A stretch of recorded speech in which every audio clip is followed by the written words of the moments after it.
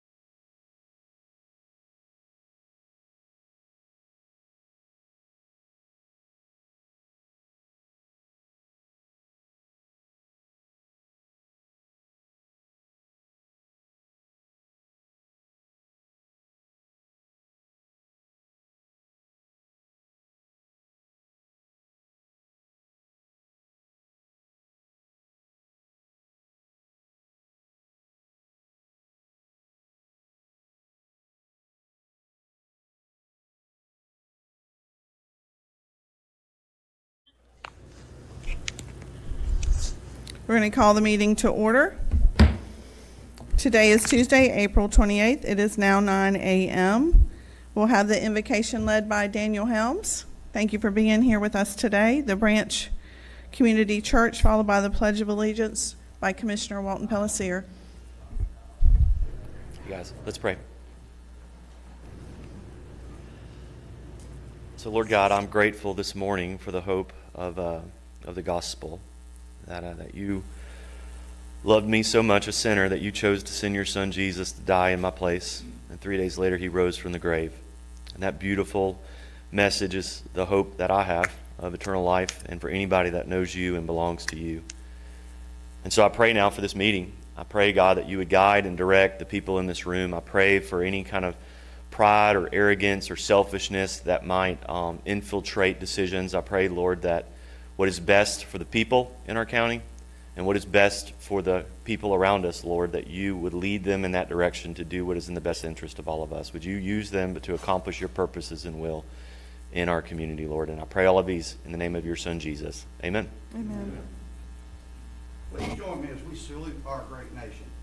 I pledge allegiance to the flag of the United States of America and to the republic for which it stands, one nation, under God, indivisible, with liberty and justice for all. Thank you. If you have a cell phone, please make sure you silence that. Moving into approval of the minutes. Madam Chair, there needs to be a correction on the minutes. So if you will allow me to get to that page. My computer just fired up.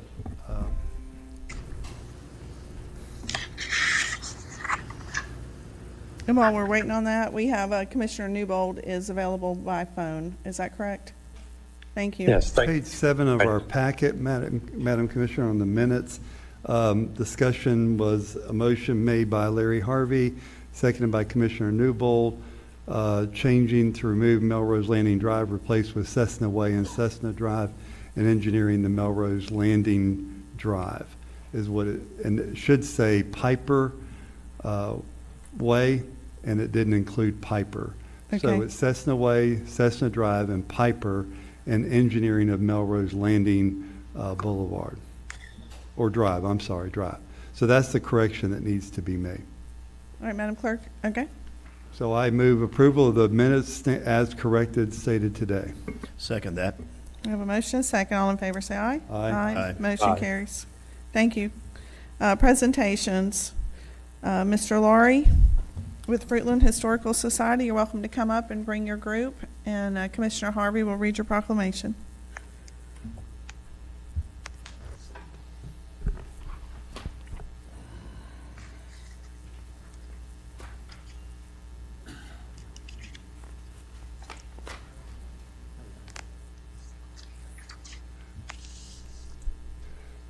Madam Chair, fellow board members, audience, Putnam County Proclamation number 2026-031 recognizing May as Historic Preservation Month.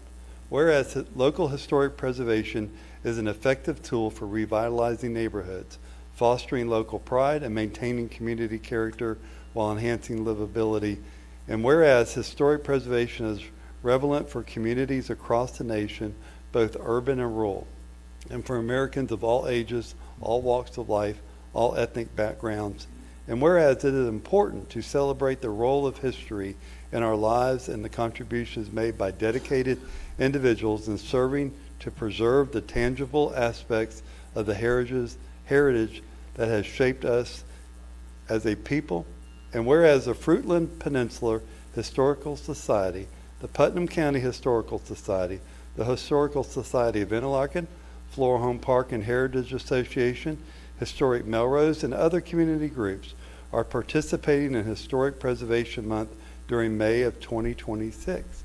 And whereas the Putnam County community as a whole has embarked upon numerous commitments of preservation, historic, and archaeological surveys, nomination of significant cultural resources to the local, state, and national register of historic places, the protection of traditional neighborhoods, the integration of historic elements within redevelopment, redevelopments, and the recognition, rehabilitation, and restoration of historic properties. Now therefore, Madam Chair, based on Leota Wilkinson, Chair of the Putnam County Board of County Commissioners, do hereby proclaim May 2026 as Historic Preservation Month and call upon the people of Putnam County to join their fellow citizens across the United States in recognizing and participating in this special observance. Madam Chair, I move this proclamation forward. Second that. We have a motion and a second. Any further discussion? All in favor say aye. Aye. Aye. Anybody like to say? Do you need a handheld mic? I get it from right now. Well, thank you, everyone. I did want to point out that it's not only the Fruitland Peninsula Historical Society, which I represent, and the people here, but also the Putnam County Historical Society. Nicole Grace is here, our president. Howard from the Palatka Preservation, or Railroad Preservation Society is here with us, as well as some of the other groups that we mentioned. So we do appreciate this. This is the 4th year that you've done this proclamation. We all know, historic preservation and the history of this community is very important to us. It really kind of adds the flavor and the feeling and the culture, and we appreciate you recognizing this and making sure to help protect that history for us and into the future. So thank you. Thank you. I think Nicole.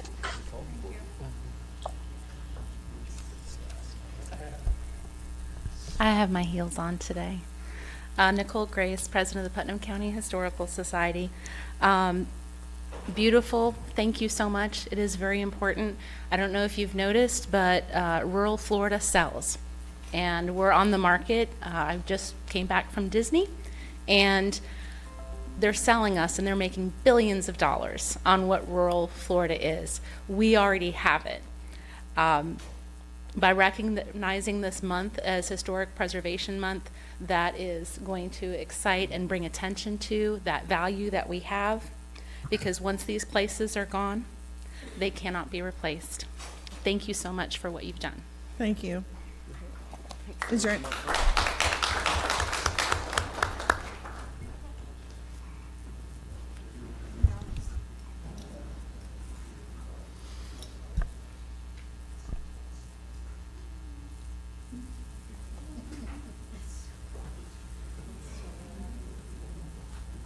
Come on over, man.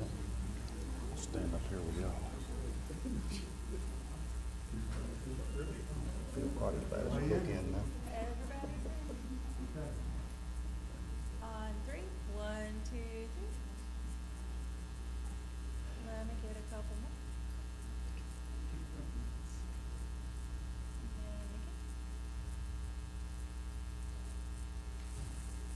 All right. Thank you.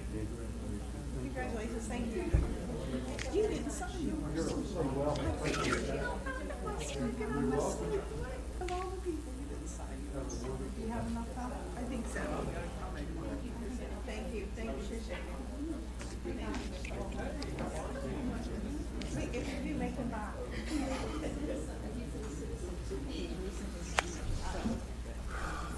Thank you. I'm Larry. By the way. Good to meet you. Thank you for that presentation. Next, we have the Chamber of Commerce Economic Development Quarterly Report.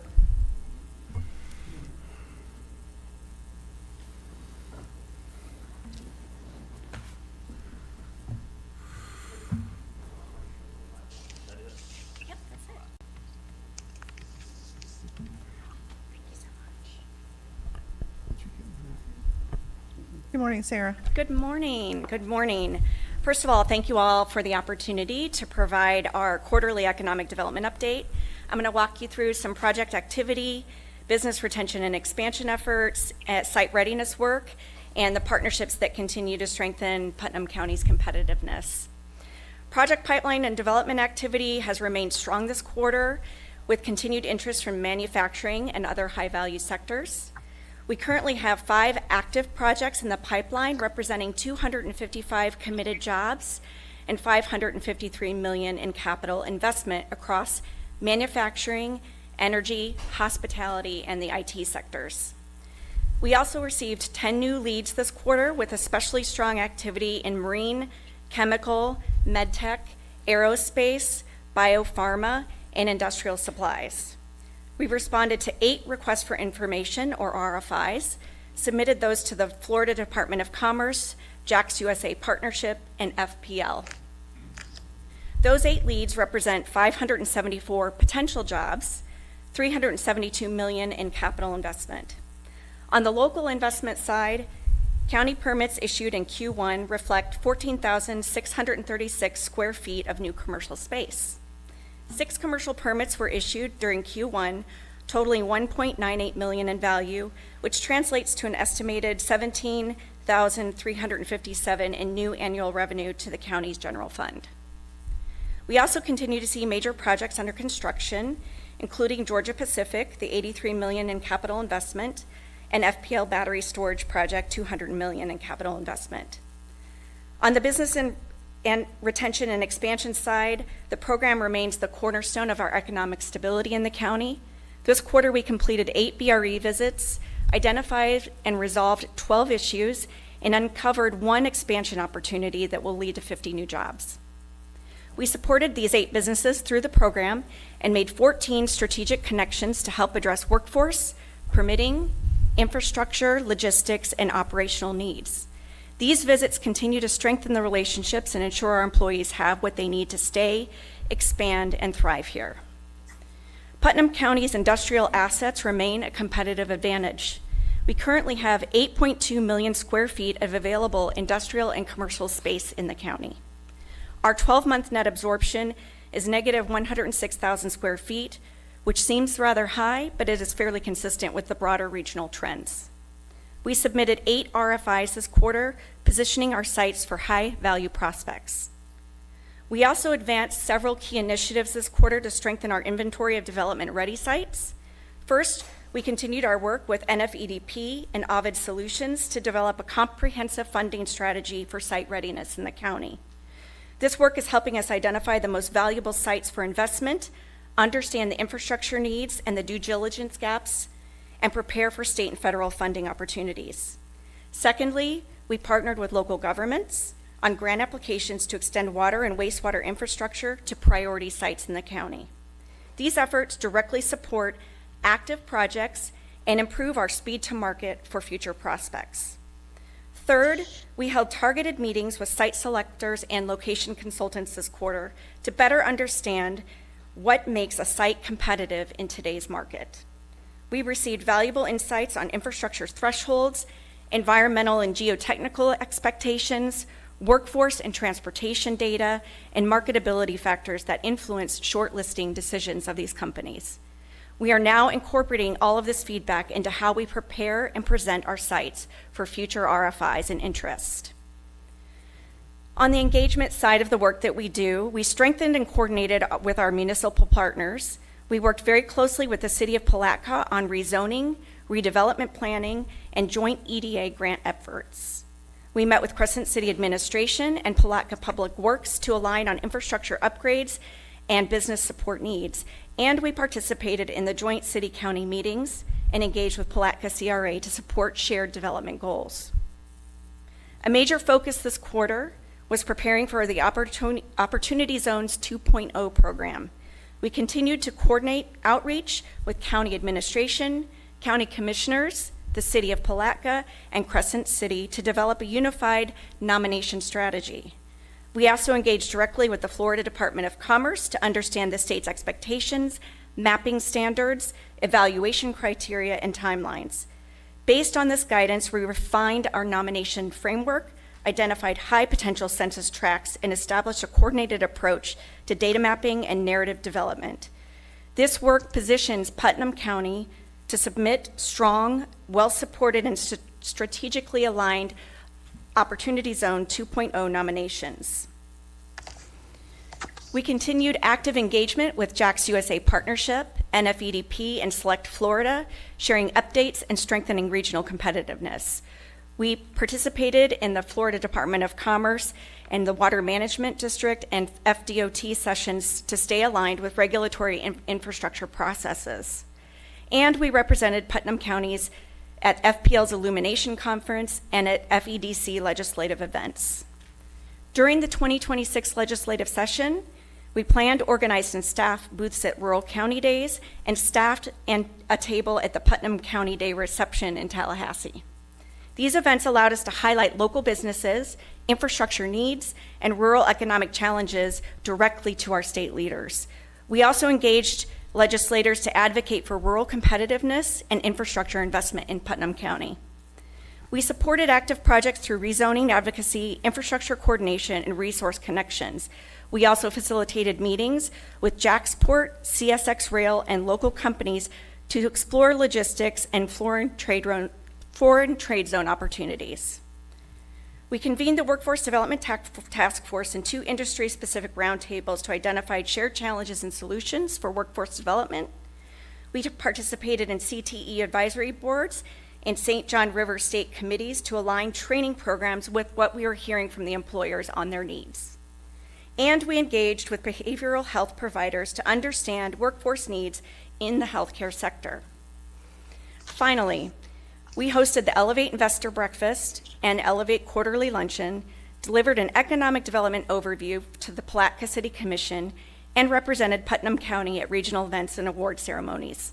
Of special note, the Chamber's economic development work was recognized by the Northeast Florida Regional Council, and we were honored to receive their Economic Development Award in January. Before I close, I wanted to highlight an important new tool that we're introducing this quarter, the Economic Development Dashboard. This dashboard is designed to give our community, our partners, and all of you a clear and accessible view of the indicators that shape Putnam County's economic health.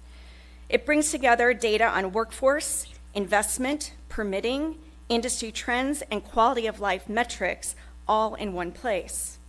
Our goal is simple: greater transparency, stronger collaboration, and better informed decision making. By making this information publicly available and easy to understand, we hope to empower anyone who is interested, from the residents to the business owners to educators, investors, and policymakers like yourselves, to follow our progress and engage more deeply in the county's economic future. This dashboard will also help us communicate more consistently with our regional and state partners, ensuring that everyone working on behalf of Putnam County is aligned around the same data and the same priorities.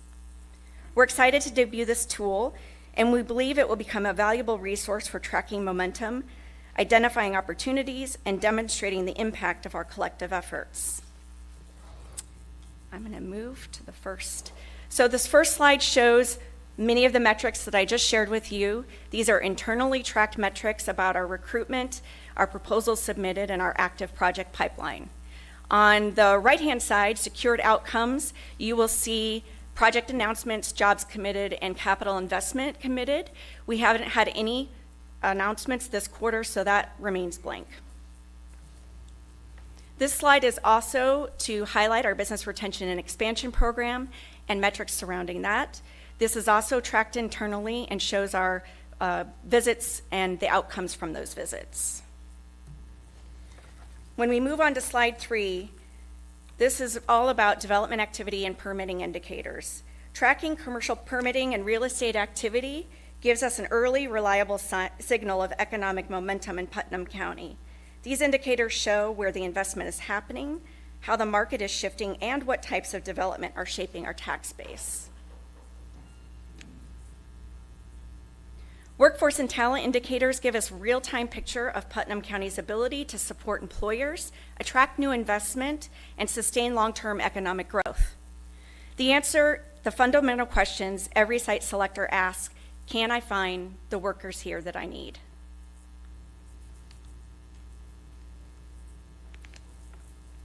General economic health indicators give us the big picture context behind everything that's happening in Putnam County's economy.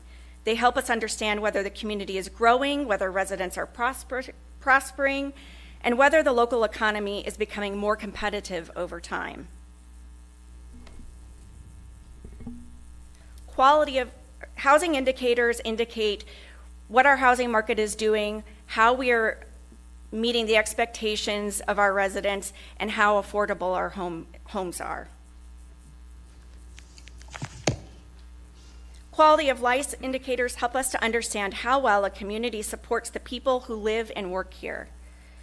They show whether Putnam County is a place where families feel safe, healthy, and supported, and they play a major role in business recruitment, workforce attraction, and long-term economic competitiveness.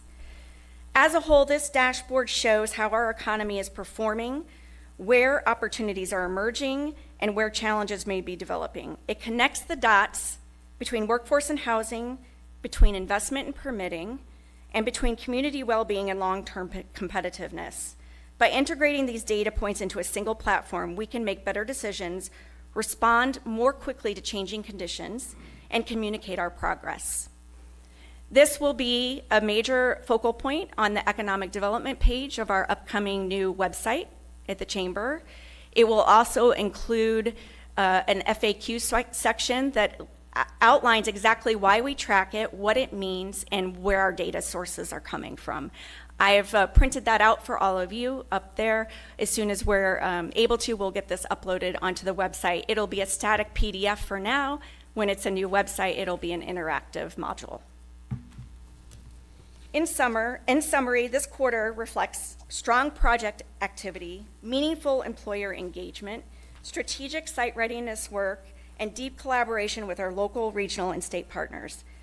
Together, these efforts continue to position Putnam County for long-term economic growth and competitiveness. Thank you, and I'm happy to answer any questions. Thank you. Looks like you guys have been busy this quarter, so we appreciate that. On your economic development dashboard, that'll be on the Chamber's website. Yes, ma'am. And when do you anticipate that? As soon as I get back to the office. Okay, very good. All right. There were a few things that really stood out to me that I found quite exciting. The income, median average income for people has increased. That's great news for Putnam County. That's something that we all have collectively been working on, and we know that that needs to continue moving upwards. Yes, So ma'am. it's exciting to see that. It's exciting to see that the crime rate's down and the graduation rate is up, and broadband is accessible to almost 99% of the people in Putnam County. I do realize that that's not fiber in the ground, which is what I would have liked to have seen, more fiber in the ground, but it's a lot of Starlink, because I know I personally have Starlink. I live out in a rural area, Yes, ma'am. and I have Starlink, and I know a lot of people in the rural areas have that. But it's still exciting to know that we have more accessibility for broadband, and that's very important. Are there any other comments or questions from the commission? Go ahead. Sarah, I wanted to commend you for bringing this forward. I know it seems a little long-winded to some folks, but this lets us know what you guys are doing. It validates the efforts that you guys are putting forward. You put it in an easy-to-understand format, and I wanted to thank you. You're very welcome. Thank you. Any other questions? All right, thanks for being here. Thank you. Next, we have the TDC quarterly update.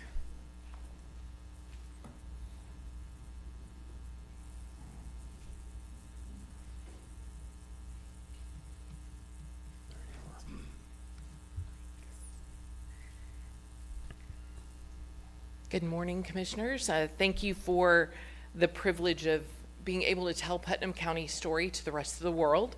That's what we're doing with the TDC and with everything that we do on a daily basis. I want to highlight some big wins that we had. Crescent City was highlighted in Travel and Leisure magazine, which is a nationally coveted travel and tourism magazine. Highlighted as one of the 8 serene Florida lakefront communities. So we celebrated that. That was a huge win for us to be highlighted amongst other Florida destinations. We're also gaining some interest from motor coach tour operators. This is going to be a great opportunity for us to fill some gaps in seasonality and, service multiple people, preparing our businesses for that influx of business during some slower times. Fishing tournament interest. We've got some huge opportunities coming to us in January for some potential nationwide fishing tournaments, that some of which we've never hosted before. So we're excited about the potential for that. Also, we're working together with the community, local businesses, and other municipalities to create a best practices for hosting a fishing tournament in Putnam County, so that you know what permits you need to get, what resources, what parking areas, who do you need to talk to for those parking areas. Just make it a seamless and easy process to host an event, and specifically a fishing tournament in our community. The other big monumental thing that we did, this part isn't sexy. This part is not, it's behind the scenes stuff that really makes our business effort go. It's our CRM conversion. We have a database that houses all of the contacts and all of the information about our local businesses. And we upgraded that, and so we are able to do a lot more with that and make it easier for our businesses to communicate with us and us to communicate with them. So that's vitally important to what we do, because we rely on our businesses to deliver the experiences that we have. And then, of course, we have been working on visitor data, which I'll jump right into. We have some vacation rental data, right? For the first quarter of 2026, our vacation rentals stood at 45% occupancy, but had an average daily rate of 187, which is pretty strong. The other information that we gain from this data is how long they stay. The people in vacation rentals tend to stay 4.7 days, at least that's what this quarter says, and that they had a booking window of 34 days. That means that they are making the decision to come to Putnam County 34 days out. So they're making the decision about a month before they arrive. So that helps us from a marketing perspective, so that we know when to start to talk to them about the destination decision. Kimberly, and what to see can and we do. stop for a question? Do you have a question, Commissioner? I do. Okay. Thank you, Madam Chair. When you get notified 34 days out or track this, do we know who's coming so we can target them on the Visit Putnam app or whatever the crowd sourcing? I don't know all that, but I get attacked when I go into big cities and my phone says, hey, we're having a party at this hotel, and you're like, they don't even know where I'm staying at. That's a great question. So we have tools in place so that we can do that. Okay, good. Right now, we're laying the foundation, and that's really been the key for this time period, is laying the foundation so that we know who our visitor is and what their behavior is, so that when we have the website and the ad agency, we can really hit the ground running, so that we know who we're targeting. We know, and the next slide I'm really excited about. But that's all part of the strategy. Yes. Okay, good. So we will be able to target them before they're in market and while they're in market. So does short-term rental only include, does it include campgrounds and that kind of thing as well? They list on a VRBO or an Airbnb site, yes. Okay. And most of them do. Okay. This is the slide that I'm really excited about. This is we're comparing visitation versus visitor spending. So you'll see, we've got Jacksonville, Orlando, Miami, New York, and Tampa as our top visitation markets. So that means the majority of our visitors come from those markets. But then you look over at spend, and the people that are spending money in our community there's some changes in that. You've got Nashville, you've got Orlando, Tampa, Atlanta, and then Jacksonville rounds out that spend in the top 5. So why this is so important is that it doesn't matter if they come here. We really just want them to spend money. So we're going to spend our marketing dollars in the markets where the people are spending money. Mm-hmm.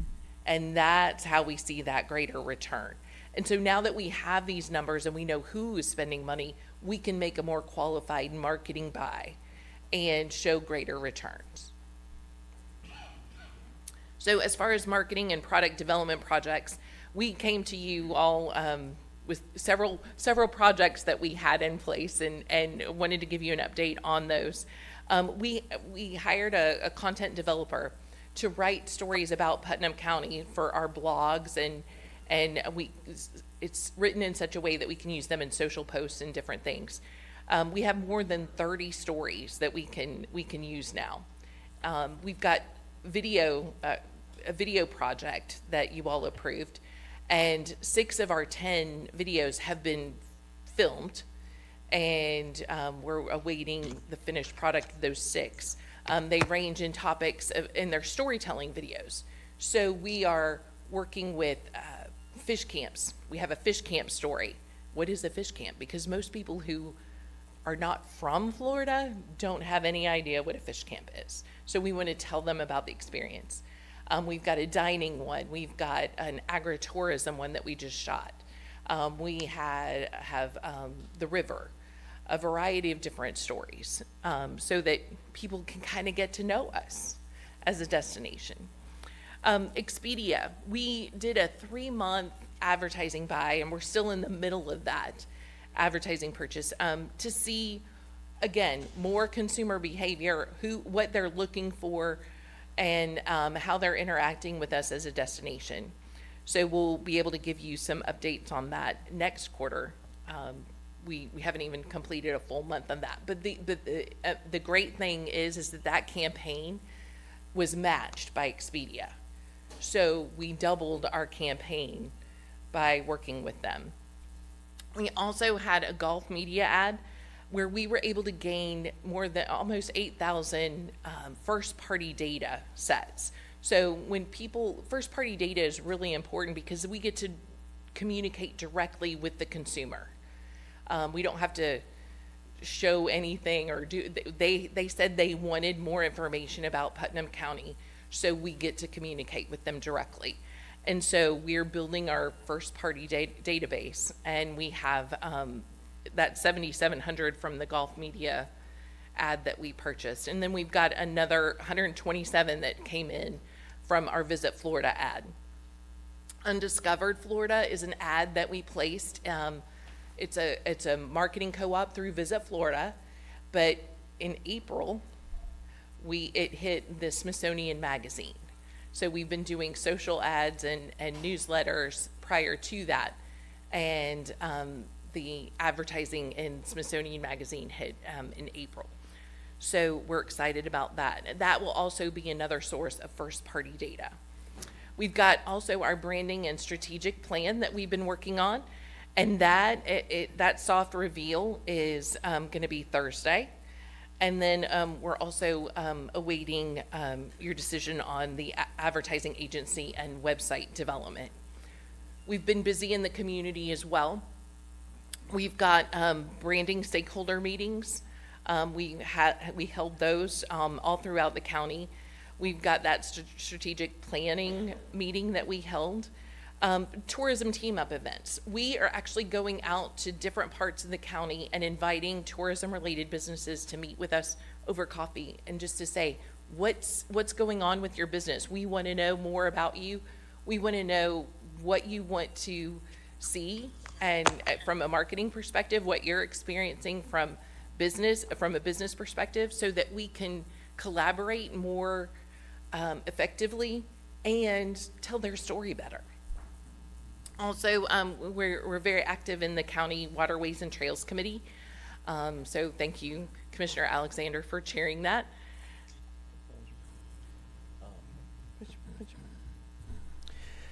Kimberly has volunteered to help in the process of moving Dunn's Creek State Park forward. Oh, great. And I knew you would be excited about that, so we're going to be working together and collaborating some on that, but I wanted to share that with you because I know that's one of your things there. Thank you. Yeah, and just they have some, Dunn's Creek State Park has some amazing programs. They're working with Cornell University's Burn for Birds program.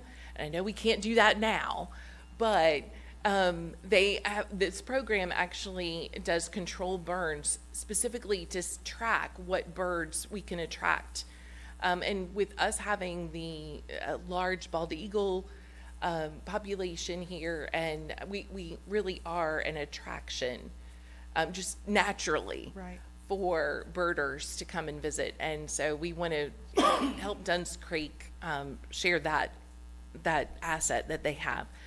We participated in Florida Tourism Day, Rural County Days. During Florida Tourism Day, we were advocating for different issues that were specific to the needs of hoteliers, vacation rental owners, as well as restaurants. So it was a business-focused effort on the tourism side. And then Rural County Days and Putnam Day was our chance to really tell Putnam County story to visitors and to the legislature. I also serve on the Visit Florida Marketing Committee. It's a statewide committee that really talks about how we market the state and the different initiatives that we participate in as a destination, but also statewide. And then the Florida League of Cities. I was given the opportunity to speak to talk about our waterways and how you can use your natural assets to grow your local economy. We had a huge quarter with events. Just a couple of highlights. There were many, many more than this. But just a couple of new events that I wanted to highlight. The Nissan Z Fest brought more than 200 Nissan Z car collectors to our community. They spent money here. They stayed here. They took over Crystal Cove Hotel, and they will be coming back in 2027 even stronger. So we're looking forward to working with them. Also, the National Tractor Pullers Association Grand National Southern Swing was the first time since 1979 that they had been in Florida. And we were able to host 2 nights of quality tractor pulls in Satsuma at Dirt Motorsports Park. And they did a great job. They had more than 7,000 attendees. And they provided us with their metrics of success, and we provided that to you all. Also, some familiar events, the Mammoth March that's held at Dunn's Creek every January. We're talking with them about how we can make their experience even better.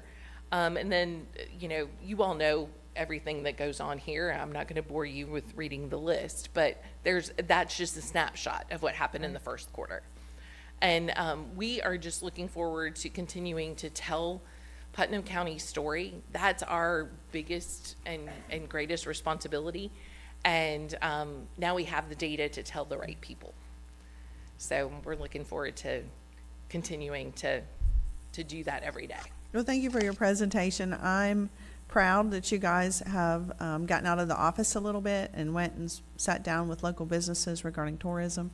I think that's very important, because businesses are working every day. They don't have time to come to you. So the fact that you're leaving the office and going out and talking with local businesses, that makes me feel good, because I know that can make a difference in getting boots on the ground and speaking directly with our local businesses. Is there any other comments or questions? Yes, ma'am. After meeting with you, I was very impressed that we have an Ivy League school doing research in Putnam County on birds. I just, that's amazing that's some really highly renowned educational facility is doing research in Putnam County. We've always been kind of the frowned upon one, I always felt like, down here and of all our counties in Florida, but that's big for us. And if I've said it before, I'm gonna say it again. When you work with these any of these events coming, y'all get together on the dates. The tractor pull thing coming on the weekend of the fair, I'm glad they had a huge turnout, but you'd have had a bigger one if the fair hadn't been in town. So if you have any input on that, please work to separate those dates. We are working a lot more closely with those event planners so that they know not only what else is happening, but that we actually connect them so that they can, because sometimes, and this weekend is a perfect example. There's the mug race. There's something happening. The Crescent City Music Fest. All of these things are happening at the same time. Even if they just, because there's only so many weekends in a year. True. And so if they can collaborate and stretch that marketing dollar, I think it would be beneficial. So we are continuing to try to foster that philosophy. That's a different way of thinking. And so we're working on that. Thank you, sir, though. Thank you. Commissioner Alexander. Thank you, Kimberly. And to Walton's point, what you guys are doing now is creating a resurgence of interest in Palatka and Putnam County. And it's the old adage, beggars can't be choosers, but you've got to take the events when you can get them. And as we become a powerhouse in the recreation and visitation area, then we can start, providing a little more input as to when they can come. But right now, we're just happy for them to come. Yes. Yes. Yeah, absolutely. We are happy for them to come. And one of the things that we're doing is just making sure that they're aware. We are Right. kind of shepherding them through how to have a great event in Putnam County. Yep. Commissioner Harvey, you're recognized. Thank you, Madam Chair. And I think it abodes well for us to remind the public that the chamber can only do so much, right? You can only ask them to come. We can only put on the best presentation. But it's up to our citizens to kind of step up and tell the right story. Tell the story that's good, not, hey, this is terrible and that's terrible. It's for my 25 years in business, it was hard to define customer service, but you knew when you didn't get it, okay? And that's what I always told my employees. You know when you don't get it. And it's up to us to tell the right story. Just recently, the Boswick Blueberry Festival, there are a lot of people out there. Well, they had some challenges, no doubt. But let's tell the story that it was a great event, and come early and do this. There's a lot of working people that did a wonderful job. And it's all over Putnam County. It's not just this place or that place. It's all over. And every community wants to have their own little thing. I get that. I totally understand that. But it's up to our citizens to buy in and tell the story about Putnam County, especially to people in Nashville, Tennessee that want to spend money here. Well, come on, Nashville, come on down to Putnam County. We'd love to have you, but, and not just spend money, but we do have other visitors that come. Maybe they don't spend a lot, but they love the area. They want to move here. They want to sell their place in the 6 feet of snow and come to Florida where we're not freezing to death all the time, So we got a good story to tell, that we're in the hub of many counties, and we're still rural, and we like it that way. Thank you, Madam Chair. Thank you. And I just will close by saying it's always exciting to see all the different events in Putnam County. The fact that we have 3 or 4 things. As commissioners, we can't make every event. I can tell you, Commissioner, you went to 3 events this weekend. I went to 2. I mean, just back to back, you're spent trying to get out into the community. But it's exciting, the fact that our citizens and our visitors have multiple places to choose to go to, and whatever they want to do. So I'm excited about that. Thank you for your presentation. You did an excellent job. Thank you. All right, we'll move on to Ms. Young, Deputy County Administrator for Countywide Project Update. Good morning, Chair. Thank you. We will begin the countywide project updates. Just as a reminder, this is not every project list or initiative underway by county departments, just those that are most important to the citizens, administration, or the commission. With that, we will begin with Port Putnam update. The Port Infrastructure Development Plan has been completed. Design and engineering for the new bulkhead are approaching 90% completion. The permitting process is underway, and the antique crane has been removed. The Putnam Aquatic Center is undergoing a remodel. The project has an expected end date to be mid-summer. All lifeguards have undergone the recertification and are ready for the upcoming summer swim. Parks and Recreation is working with Calvary Life Center to open the second pool and will be open as soon as water conditions are safe. John Theobald Sports Complex, the upstairs concession stand and bathroom building is being refreshed with new exterior siding and is getting ready for district tournaments, which will be here the first week in June. Francis Sport Complex, the new concession stand and bathroom building is nearly complete. The new batting cages are going to be breaking ground in the next few weeks, and staff is working on refreshing the dugouts, also expecting completion before the district tournament the last week of May. Project Play, the splash pad project refresh is complete. New aqua tiles were installed for a safer place to play, and the equipment has been refreshed. Flora Home Park, we have completed Flora Home Baseball Field by building a clay mound, setting base anchors, and installing new home plates and pitching rubbers. For the first time in years, we have a user group who is utilizing those fields for competitive school play. Dunn's Creek Boat Ramp, the north side, the pre-construction meeting has been completed on site with all parties. Construction is expected to be completed by the end of this year. Dunn's Creek Boat Ramp, the south side, design is at 50% review. Fort Gates Ferry Landing, no funding source has been identified for the required repairs to open the Ocala Forest side. Staff continues to work through the details regarding the legal access of the ferry road. Dirt to pave 2024, construction is underway. Dirt to pave 2025, award for all roads is expected to be made during today's meeting. County Road 315 South resurfacing project from State Road 20 South to Marion County line. The construction is underway. East Palatka Septic Sewer Project Phase 4, construction is underway. San Mateo Water Extension Project, 388 meters have been installed. 214 of those, the plumber has completed the installs and consumers are being billed and in the process of being billed. The other 65 are contracted with the plumber and another 16 went out for bid. North Putnam Drainage Project, construction is underway. Construction is expected to be completed by Q1 in 2027. County Ride Resurfacing 2025, the construction is complete. Curry Road Lift Station Generator, the bid package is currently on the street. Proposals are due back May 14th. Gilbert Wastewater Treatment Facility Efficiency Grant, the award is expected to be made at today's Board of County Commissioner meeting. Mobile generators for the lift station, the grant request is under review. Barden Bridge Repair, design is with FDOT for review and reevaluation of the load ratings. HMGP Putnam County Boulevard Lift Station Generator is awaiting final request for reimbursement to finalize the project and close it out. Gilbert Wastewater Treatment Plant Expansion Project, contract negotiations are underway with the top-ranked firm. Palmetto Bluff Road Project, design is at 30% and under review. Height Road Culvert Replacement is an HMGP grant review for funding. Roddy Road Drainage Reconstruction is also an HMGP grant review for funding. The gasification project at the landfill, the main slab is poured, 2 of the slabs and vessels are in place. The last pour of concrete that will hold the oxygen and nitrogen tanks is formed at this time. We are waiting on the specs for the tank anchor placements to pour. We are shooting for a mid to late May to start testing the machine, and then a June for a ribbon cutting and full operations. All right, are there any questions? All right, what is HMGPD, so our constituents understand what that is? All the acronyms that we use. Hazardous mitigation and preparedness.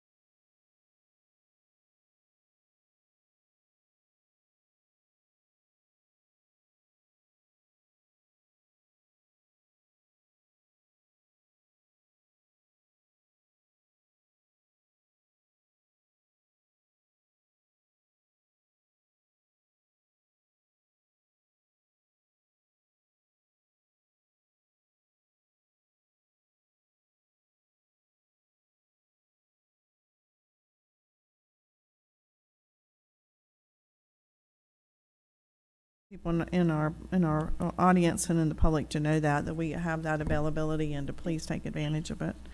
All right, thank you for your update. There are no other questions. We'll move into planning and development public hearing.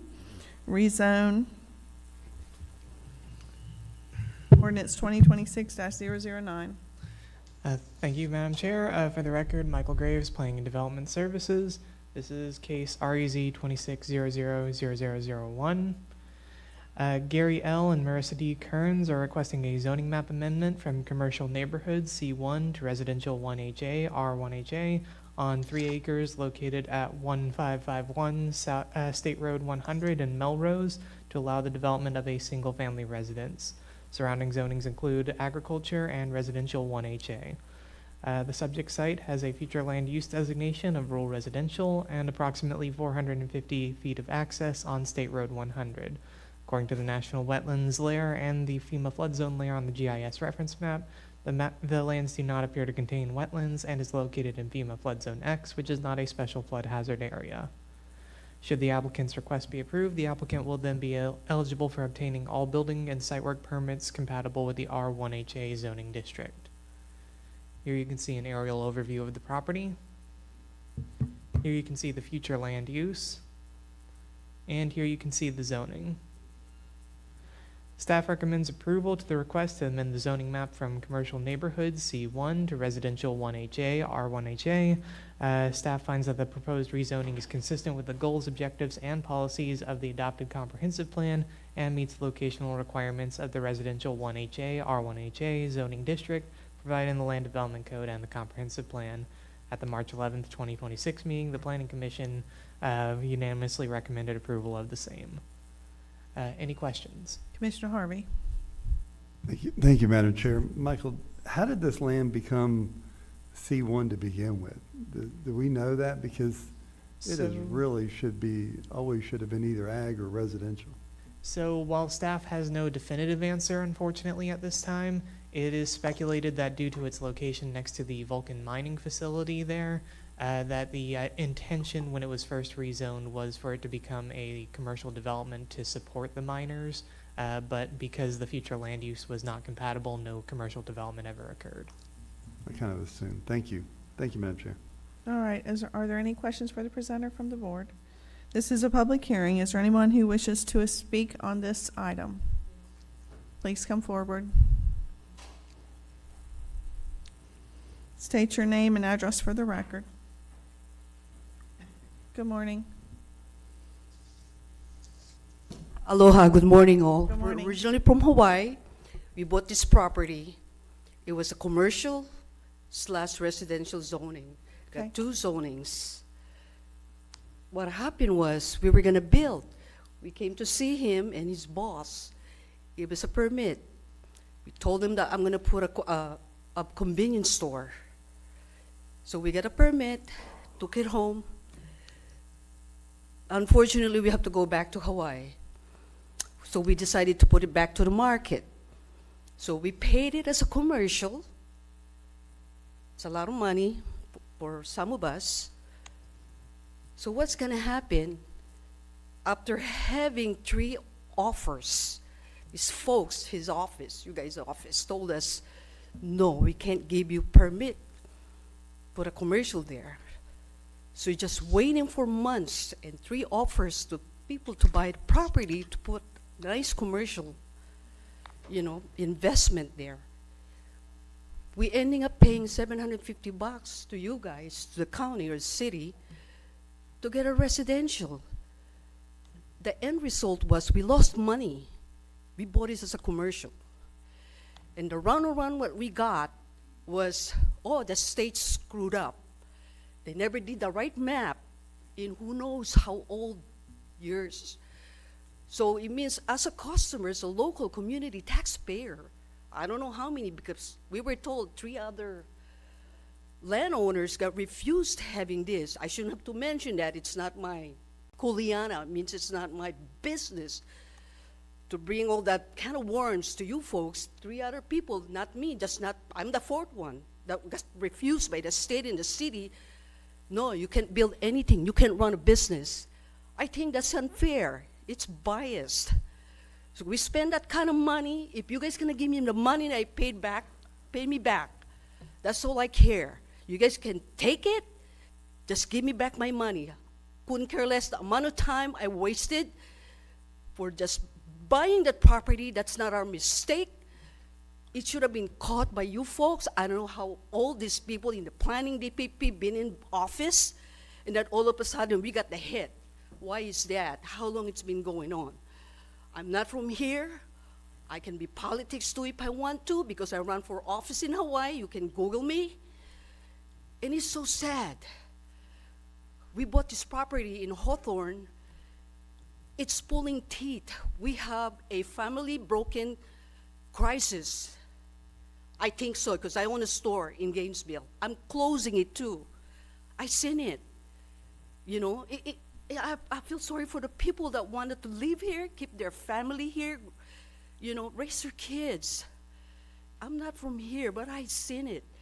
I'm also a member like you. I never get paid in Hawaii, but I run for neighborhood board. The people come to us if they want to put a halfway house. We listen to the people. We say yes or no. We have no, you know, we have no control of the law. We don't make the law, but we're the neighborhood. We're the neighborhood that makes you guys have a job for a lifetime. Listen to us. We need you folks. I'm nobody here, but hear me. I'm not the only one, and I don't know how brave the people around here can talk like this, but it's so sad. Why we have to deal with this? You guys should start either computerized now, get all those land that you know it's going to be a big red, like us we have to go through. Fix those. Don't wait till us to go through the headache, you know, the depression. It's not right. For me, it's not right. You know, I'm happy to work with you guys, whatever it takes, but just give me back my money. And if you guys want to make it residential or just make it like a business, you don't want a C1, give me C2. How about B1, B3, B2? Give me something, but just, you guys throw me away to the gator and eat me out alive. Don't do that.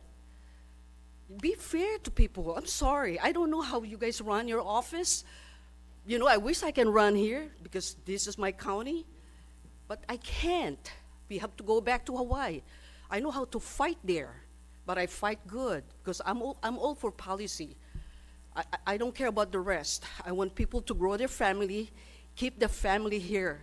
And it breaks my heart, people that come to my store, to our area of community between Keystone, Melrose. It's sad. I don't see any kids that would like to be there for their family, for their mom and dad. Everybody's dying and then the kids are gone. Can Because- I you know what I'm stop and saying? ask you a couple questions? Sure. So you're the landowner, Yes. and you originally purchased it as commercial, Yes. and then you advertised it as commercial, but you were told you Yes. couldn't sell it as commercial. Yes, ma'am. Okay, I just want to make sure I understand that. And, okay, that was your question. So, can I get an answer from staff as to what happened or how we got here? Because I'm not sure how we got here either. And thank you for coming forward. Good morning, Madam Chair. Good morning. Commissioners. For the record, Zachary Baker. The comprehensive plan, future land use element, rural residential, prohibits commercial development unless that commercial development is regulated by a planned unit development, which is a zoning map amendment. So no matter how they wanted to develop the property, a zoning map amendment was necessary. The standard rezone process is $750 and is very much just an application, kind of cut and dry. Whereas the PUD requires a site-specific development agreement and incurs an application fee, which is twice as much. That aside, the element J of the comprehensive plan is our future land use, is our Property rights. property rights element, thank you, Michael, of the future land use, or of the comprehensive plan. And what that does is it stipulates that the county cannot require or prohibit or any other way impede on somebody's conveyance of their property. If you want to sell your property, that is your property to sell. Now, whether or not you can develop that property in accordance with however that person wants to develop, that's where we come into the regulations and the zoning requirements and the PUD and so on and so forth. So I cannot speak very much more on Ms. Kern's allegations. It's been a while since we met on that property. I do recall them wanting to do the convenience store, and when we were discussing the PUD, we said, you know, you could also put some residential elements in there as well if you wanted to kind of live where you work or work where you live type deal. But it's been, I want to say, a good 8 months since we've had that initial pre-application meeting. Okay, Commissioner Harvey, you recognized? Thank you, Madam Chair. You heard just a few minutes ago about us, why don't we clean up the area? But in truth, it's really up to the person who wants to rezone their property. Some people might want commercial, some people might want residential. Today, we're actually going to try to clean up that property for you. So, and you know, I want to say this, you're not a nobody, and nobody should feel that way. You come before your elected officials for us to hear this case, and you are somebody here in Putnam County. But we can't just carte blanche go out there and change people's property without them asking us to do that. So that's my statement. Thank you, Madam Chair. Ms. Kearns, you're welcome to stay right there. Commissioner Alexander, you're recognized. Zach, I got a quick question for you, sir. So is she eligible to sell the property as commercial because it is zoned as commercial and the future owner can apply for the PUDs? So, buyer beware, do your own due diligence. She can sell the property as industrial if she'd like to, and if Commercial? whatever, commercial, industrial, right? That's what current zoning, regulate. correct? We don't regulate realtors or anything like that. So, if somebody tells you, oh yeah, you can build the Taj Mahal on this property, well, you got to check with zoning first before you do that. We're not limiting the sale of this property. As of right now, it's a commercial zoning. Depending on the outcome of today's public hearing, it may be residential, and whoever may prospect that land should do their due diligence as to what they can do with that property. So she wants it to go to residential? Okay.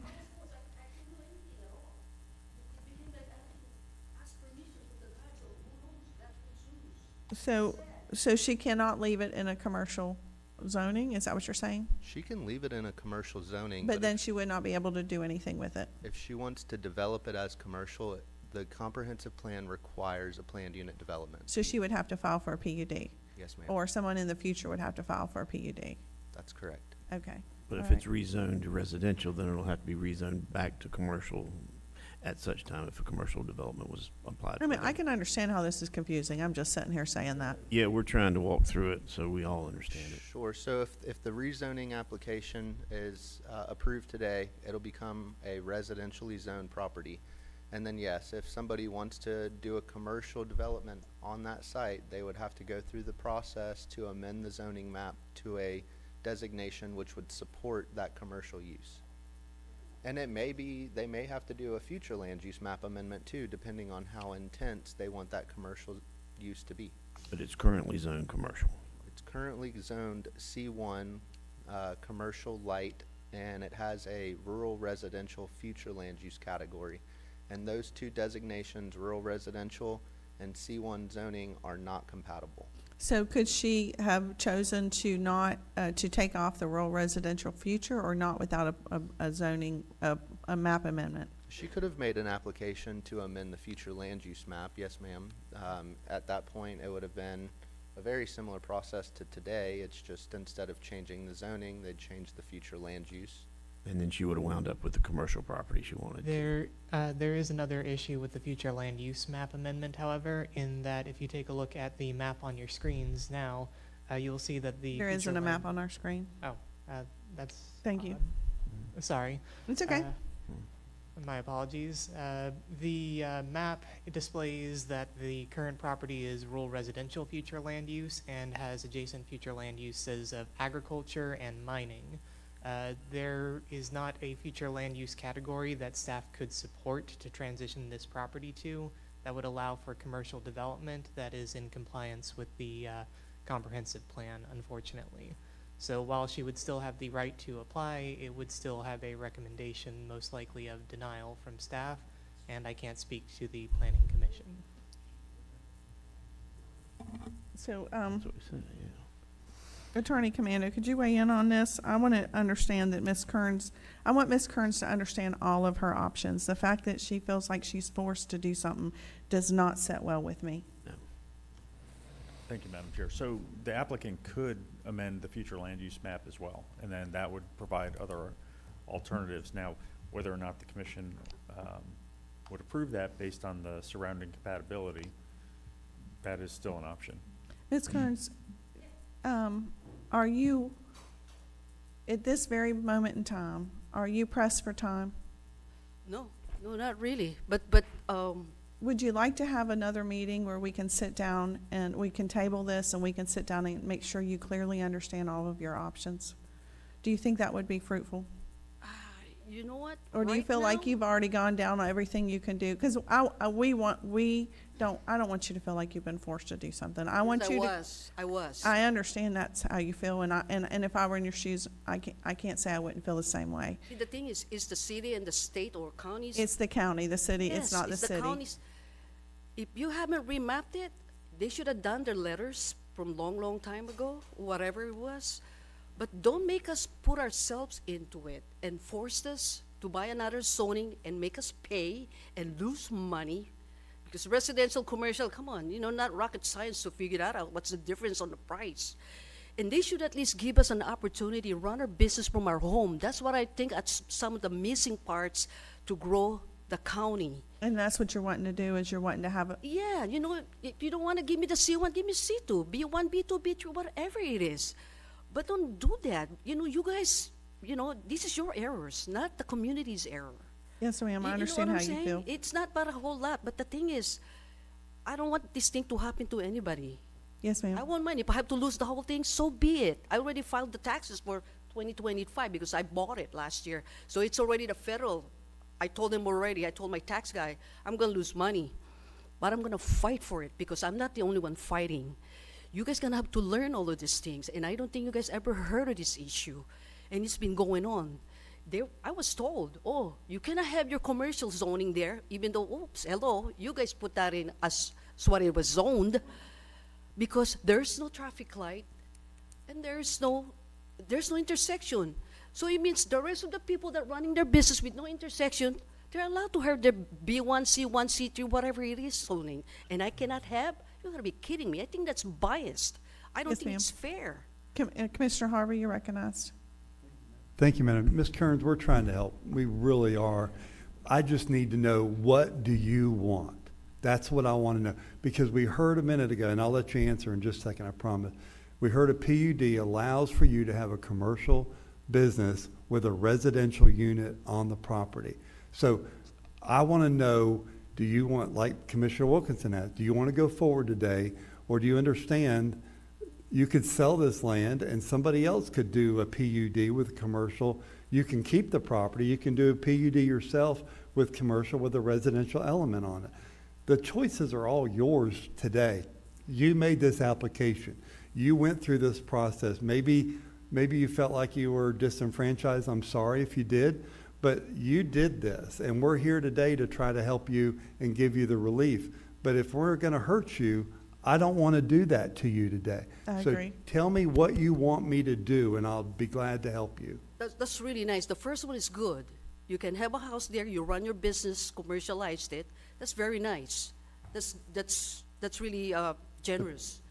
If a family or a business owner, investors wanted to have their home there and run a business at the same time, you guys bless the people, whoever, or me, give me a commercial zoning as well, that would be perfect. You know what I'm saying? That would be a good relief, All right, so well, I Commissioner, have the this floor. is I have your a quick- district, right? Huh? This It is your district. Zach, can you answer me a question? Just hang on just a second, and I'll be right back to you. If we leave the property alone today, Mr. Kearns, I'm talking to Mr. Baker right now. Yes, sir. If we leave the property just like it is today, you said earlier somebody could do a PUD with a residential element on there, right? That's correct. We would need the application to do that, Okay. but yes. If we move it to residential, can they do a commercial PUD with a residential unit on there? Yes, if the zoning map amendment is approved today, then another property owner or the same property owner could apply for a PUD. Same thing. Okay. I just want to do the right thing. I think we all do. So we want to help this lady out the best we can. And sorry, yeah. Do we want to table this and let her have? That's up to the Ms. client, I Kearns? guess, yeah. We can do both, residential and commercial. I think leave the zoning alone. I think. So I don't know. Can we table this for today Sure. and have a sit down? Commissioner Harvey is your district. Commissioner, and I would think it would be good if you guys sat down together and sat down with staff and see if we can make a plan that works for you. And we absolutely want to see our people live here. We do. We want to see our children grow up here. We want to see, this board does. I can't speak of a previous board, but I can speak of this board and their comments based on the comments they've made. We want to see our community grow within. We do. We want it. We don't want you to move away. We want you here. If you're a contributing taxpayer and a contributing to society, we absolutely want you to stay. And I'm sorry you feel the way you do, but give us an opportunity to sit down and see if we can work this out. Well, thank you, because we came here with open heart. My husband's a retired Air Force, you know, and he's gone all over the place, but coming over here, you gotta be kidding me. Lord help us, why? Because we don't really want wanna you to- retire here. And We it's- truly don't want you. We want you to retire here too. So please, give us a you. chance, and thank you for coming forward today. Thank you, sir. Thank you. all. Thank you. All right, with that, I need a motion to table. Madam Chair, real quick. Yes. If, just so everyone's understanding, if we table the decision today, we can't come back with anything other than the consideration of the zoning map amendment today. So if we table it and we have a meeting and it's decided that she wants to go for the PUD, it would be a brand new application, a new staff report, a new planning commission recommendation. We wouldn't be able to change the applicant's request through the process. Well, the applicant could amend their application, and then we could talk about it, and then I think at some point the board could waive the fee since she's already paid the fee. But we would still need to restart the entire process over for a PUD. We would still have to go through the noticing requirements. Okay. Okay. I don't think the lady would have any problem with restarting the process. The problem is with the fee. She don't want to restart the fee part, is what I'm thinking is the whole issue here. But she gets credit for what she's already paid? That's your decision. You could decide to waive the fee in light of the fact that she's already paid it. All right, Commissioner Alexander, you're recognized. Yes, ma'am. Can we just go ahead and move this forward? I make a motion that we table this for today. And also within that motion, I would like to make a motion that we waive the fee or apply the fee to the upcoming application. Okay. We have a second. We have a motion and a second. Any further discussion? All in favor say aye. Aye. Aye. Thank you, Commissioner Newbold. I was wondering if you were still there. Zach, if you come up to the podium real quick, I got another unrelated question, but while we're under planning and development. This is a hot topic that I've seen on social media, so I'm going to ask you directly. Has an application been received for a data center in Putnam County? No, ma'am. Okay, so at this You point. say that louder. No, ma'am. All right, so no application has been received in Putnam County for a data center. That is correct. All right, thank you. With that, we're going to take a quick recess. Thank you.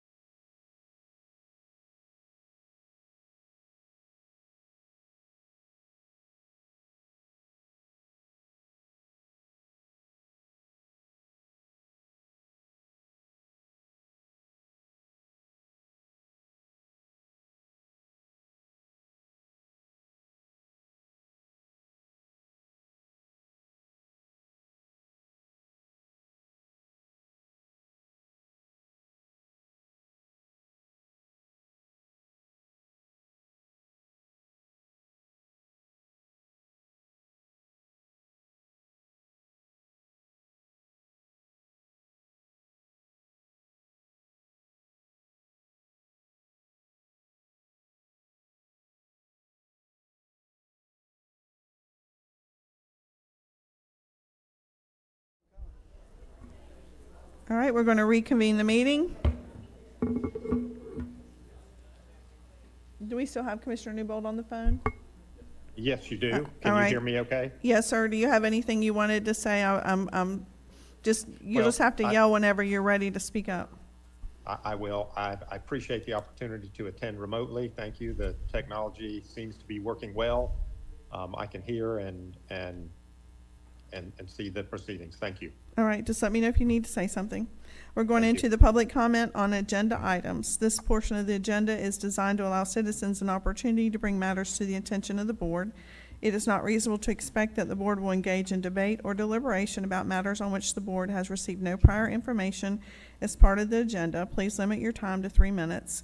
Public comment cards are conveniently placed at the meeting room entrance and should be submitted prior to the meeting to the deputy clerk who sits to the right of the podium. So anybody wishes to speak, there's a blue card back there. And we're going to go through, we'll go through agenda items, and then at the end, number 10 will be public comment on miscellaneous items. So do you have any comment cards on agenda items? All right, agenda items. All right, going into consent agenda. Any commissioners wishing to pull anything? Commissioner Newbold. I have nothing to pull from the consent agenda. Thank you. Commissioner Alexander. Just a second. Yes, ma'am. I'd like to pull item C, please. Item C. Commissioner Harvey. I have no items, Madam Chair. Commissioner Palacier. I'd like to pull item B as in boy. B as in boy. All right, we have items B and C pulled, and I have nothing to pull. Madam Chair, I'd like to move the consent agenda items A, D, E, F, G, H, and I forward, please. All right, we have a motion on the floor. Second. We have a second. Any further discussion? All right, hearing none. All in favor say aye. Aye. Aye. Aye. Motion carries unanimously. All right, item B. Yes, ma'am. You Go recognize ahead. me? Okay. Yes. Just want to keep this on everybody's plate and aware of what we're doing here and what we're moving forward to. It's going to be a huge improvement to our county, and I'm spearheading, I guess, the VA thing with help from others. Commissioner Wilkerson is she's the spearhead of the IT expansion, and this is just going to be a good thing for everybody in the county. Our Veterans Administration is just, they're rock stars over there, and they've got people coming from counties around, and they're just working in a little cracker box hole over there, and we need to get them some more room to where they can be more comfortable and available to take care of more veterans. So this is going to be a huge improvement for us, and the IT department. They're in a very cramped space downtown, and they need to be moved and give them some more room. Put them on one level floor instead of all the stairs and with that equipment and everything. It's just a good fix, and I just wanted to let everybody know that this is moving forward, and I think going to be a great asset to the county. All right.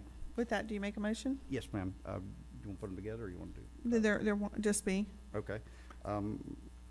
C is not mine. I know. I was asking you to move B forward.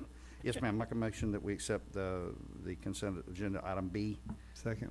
All right, I have a motion second. Any further discussion? All in favor say aye. Aye. Aye. Aye. Thank you. Commissioner Alexander. Yes, I just want to quickly discuss the chamber contract approval for the Tourism Website Development Advertising Agency. When this was first brought before us, I don't know, 6-8 months ago, I was, for lack of a better term, disappointed in the way that it was presented. And I asked our TDC staff to go back and provide a more concrete idea of what we were spending and what we were getting to justify what they had planned on doing. And with that being said, Kimberly and Laura worked very hard and brought me back and brought us back exactly what they planned on doing, exactly what the deliverables were. And with that being said, I would like to make the motion that we move item C forward. Second. Thank you. We have a motion and a second. Any further discussion? All in favor say aye. Aye. Motion Aye. carries. Thank you. All right, going into new business. Again, we will have public comment on miscellaneous items. Please turn your blue cards into Miss Ashley if you have one. New business, administration, second quarter budget reports.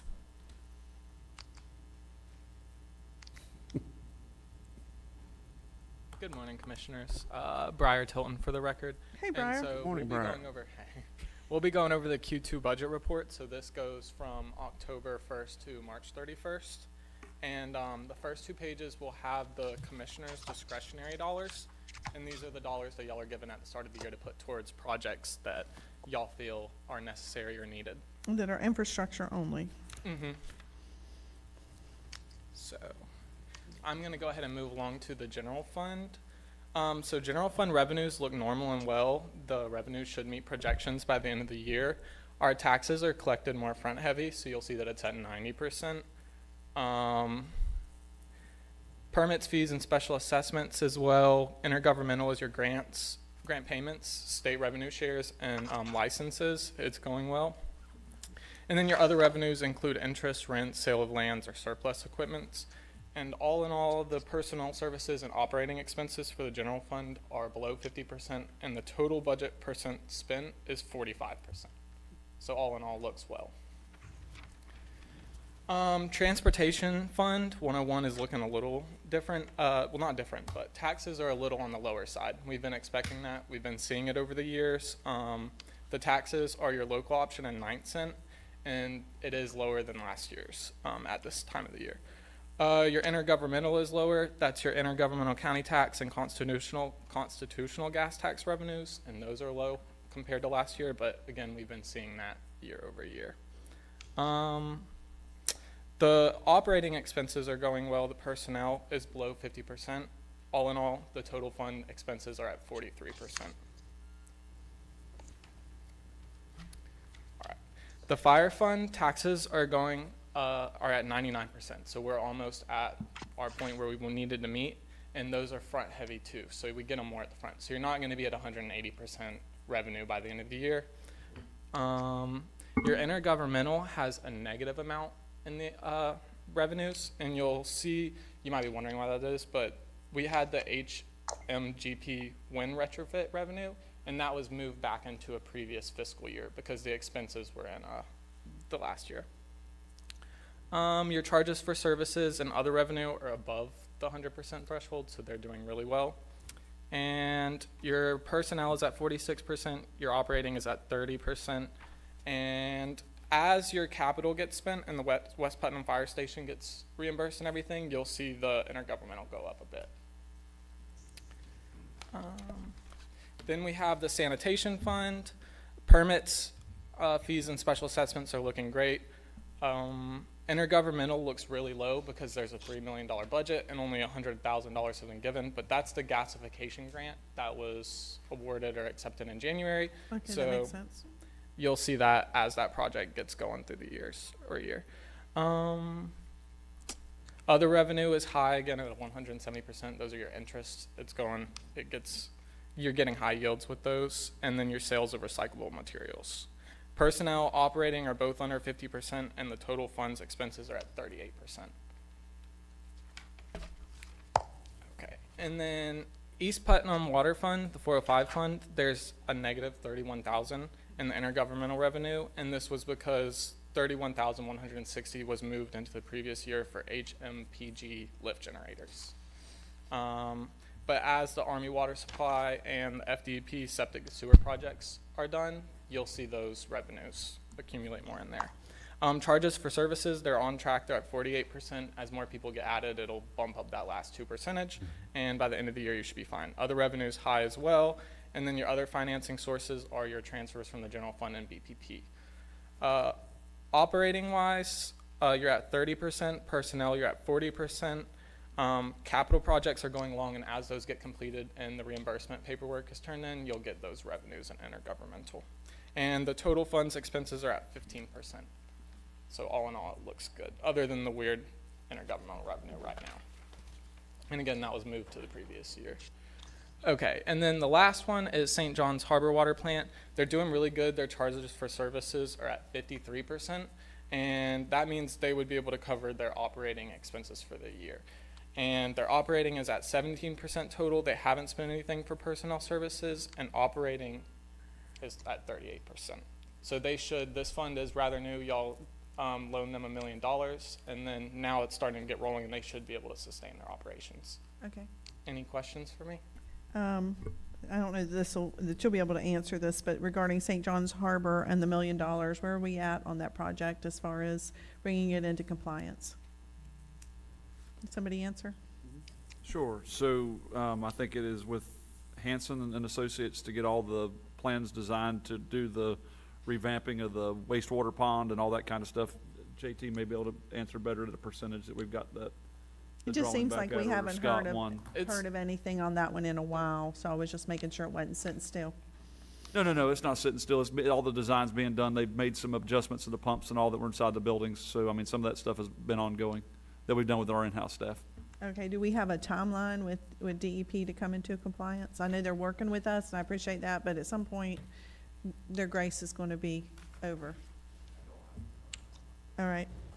When you have time, I'd like to get an update on that. And then on the second thing regarding the fire, Mrs. Young, whoever wants to answer this, as we've paid overtime with the fires and everything that's happened, do we need to make any budget changes or do anything to cover the additional time that we've had? Not at this time. We're under a state LSC as well as a local LSC, so we will work through FDM and FEMA, of course, to capture any reconciliations that are available, reimbursements, and then being that we still have 6 months left before we close out the year, it's likely we'll be able to close everything out before we close the books, or otherwise you'll see the transactions similar to what you saw in those intergovernmental funds where you saw a posting, the revenue physically came in, and we backdated it into prior fiscal year. So at this time, there's no budget adjustments needed. Okay, so what you said was we're under a state emergency and a Yes. local state of That's emergency correct. You have for our a burn. state declaration and you have a local declaration. All right, just making sure that everybody understands that. All right, are there any other questions? All right, thank you. Thank you. Thank you. All right, next we have Public Works. Resolution 2026-033. That's a road vacate along San Mateo Road. It is a parcel of property owned by the county that when you look at the whole road, is in the county right away, and it's caused some confusion with planning and development and driveway permits where a resident that might want to put in a driveway culvert or a new house is, okay, I got to cross county property. It's not really property. We're trying to clean it up and just show that it's county right of way coming off Old San Mateo Road. So it's just cleaning up the parcels and the right of way along that road. So then they would be able to replace their culvert to do what they need to do. Yeah, it just makes it easier for everybody and easier to see what's going on the GIS. All right, are there any questions for the presenter? All right, coming back to the board. Madam Chair, I'd like to move approval of resolution number 2026-033, a resolution of the Board of County Commissioners of Putnam County, Florida, declaring a county-owned parcel as a public road right-of-way. Second. You have a motion and a second by Commissioner Palacier. Is there any other comments or questions? All in favor say aye. Aye. Aye. Motion carries. Public Works road resurfacing list sort of is what it is, right? Yes, ma'am. You'll see that we put 3 years on there. We're trying to get ahead of the ball by doing that. There's a couple of goals in mind. Once we get this approved, we can go into design for resurfacing 26. We should be able to have that done by the end of July to go out to bid in August. So we can start construction during this fiscal year. It will also allow us to go ahead and start designing 27 and have that ready to go at the start of fiscal year 27 so that we're getting stuff done in 27. You'll also see that it's a little heavy in districts 1 and 3. Our goal for that is if we can get those done, we'll use the millings on some dirt roads in those 2 areas to where we'll move from 2 road graders in that area to 1. And we'll be able to move that road grader out to the west end in the next year. So that'll help because we all know the west end, we got a lot of dirt roads and we could use Yes, more sir. help out there. Yes, sir. I'm trying to do the same thing in my district where we don't have as many roads that we would have to move equipment to, trying to figure out the small roads that are in between. We all know that moving equipment is costly. Right. Are there, Commissioner Newbold, you're recognized. No, I appreciate the plan. I think it's well thought out. I support the recommendation from Public Works. I think it benefits everyone across the county over time. Thank you. You know you're going to continue to get jokes for all of the work done in your district, just saying. I was waiting on that. Commissioner Harvey, you're recognized. Thank you, Madam Chair. Thank you, Mr. Stout, Mr. Grimes, and all Public Works, Mr. Suggs for the hard work on this. West Putnam got a lot of resurfacing lately with FDOT, but we just approved a road to go through West Putnam MSBU. Correct. At the tune of 1.8 miles, which was never heard. Usually a commissioner gets around a mile a year.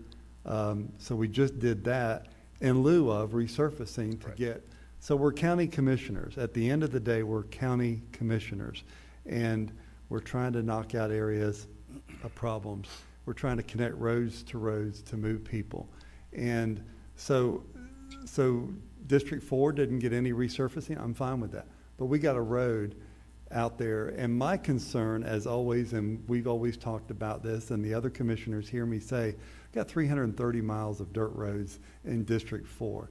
If we get 1 mile a year, folks, I think my grandkids won't see every road repaved. And not everybody wants a paved road either out there. That is very So true. you get some people that go, I don't want you to pave my road. I moved down here to live on a dirt road. Well, there is no good dirt road. But this is a great compromise for us to take care of other districts and for the emphasis to be on other areas and other segments. So I get more of this and give up that, which we don't need. We already have our roads basically resurfaced because of DOT and other things we've done over the years. So I just really want to applaud you for putting on the thinking cap here, the people I mentioned, and go, we can knock out these areas, we can put millings down, and we can move a road grader out. And that's really what our goal is, and what we want to do is to move people and make better roads. So I applaud this. I think it's a wonderful thing, and I think it's been years in the making to finally come to pass today. So I appreciate it. Thank you, Madam Chair. Thank you. Commissioner Palacio, you're recognized. When Mr. Stout came to me with this idea, I was ecstatic about it. I'm very willing to sacrifice that 1 year to get that extra motor grader the following year and tighten up our grading schedules in the West End. I think the people are going to really, really like that. Instead of that maybe 6 week grading schedule, it's going to be every 4. You know, I don't know what the number is, but it's certainly going to be better than it is now. So it's well worth the sacrifice of 1 year of not getting any pavement for the gain with all the dirt roads that Commissioner Harvey and I have in our area out there. So it's a win-win, and I appreciate you being forward-thinking on those type items. That really helps out. Thank you. All right, back to, is there any other comments? We're waiting on a motion. Hang on. Madam Chair, I move approval of the recommended roads to be resurfaced as stated in our packet. Second. We have a motion and a second. Any further discussion? All in favor say aye. Aye. Aye. All right, motion carries unanimously. Thank you. All right, fine reduction, codes case 2010-00265. Madam Chair, is the applicant in the audience? Is there anybody in the audience on this codes case? All right, seeing none. Madam Chair, I'd like to move approval of staff recommendation of the enforcement action of $1,658 back to the citizens of Putnam County if paid within 90 days on case number 2010-00265. Second. We have a motion and a second. Any discussion? All in favor say aye. Aye. Aye. Aye. All right, motion carries unanimously. Great presentation. Good job, Z. Thank you, Madam Chair. Thank you. Public comment. Now is the time that we can speak on miscellaneous items. This portion of the agenda is designed to allow citizens an opportunity to bring matters to the attention of the board. It is not reasonable to expect that the board will engage in debate or deliberation about matters on which the board has received no prior information as part of the agenda. Please limit your time to 3 minutes. Public comment cards are conveniently placed at the meeting room entrance and should be submitted prior to the meeting to the deputy clerk who sits to the right of the podium. We have some cards, and while we do that, there were some emails that were received, and they will be included in correspondence with the minutes. So with that, we'll give us just a second.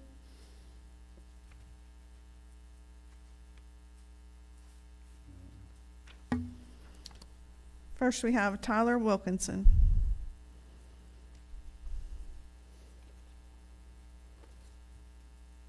Tyler, just state your name and address for the record, and then you have a few minutes to speak. Yes, ma'am. My name is Tyler Wilkinson. I live at 166 Fulton Road in Barden. Yes, sir. Thank you for paving Fulton Keystone Road. As you know, I was very vocal online about the AI data center, and I do appreciate the transparency you just gave. But one of the concerns I have about the AI data center is that will this protect Putnam County in the long term? Because it might not be permitted now, but what about 5, 10, 15 years from now? The people of Putnam County, the common person of Putnam County, does not want an AI data center ever. There's multiple things that across the country and multiple examples that we can see of why they do not produce economic growth. They do not sustain jobs.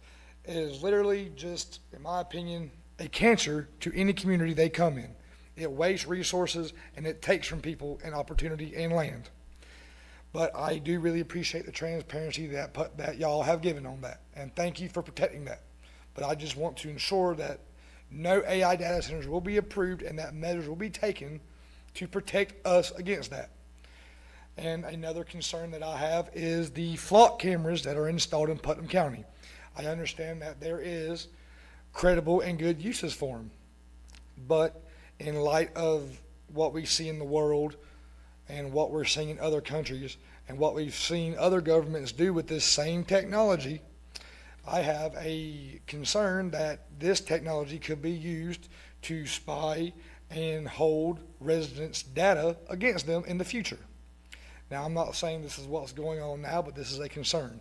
I think that flock cameras should be taken out of Putnam County and that they should be abolished completely. My message was short and sweet. Thank you for listening. Thank you, Mr. Wilkinson. All right, next up we have Melissa Ray.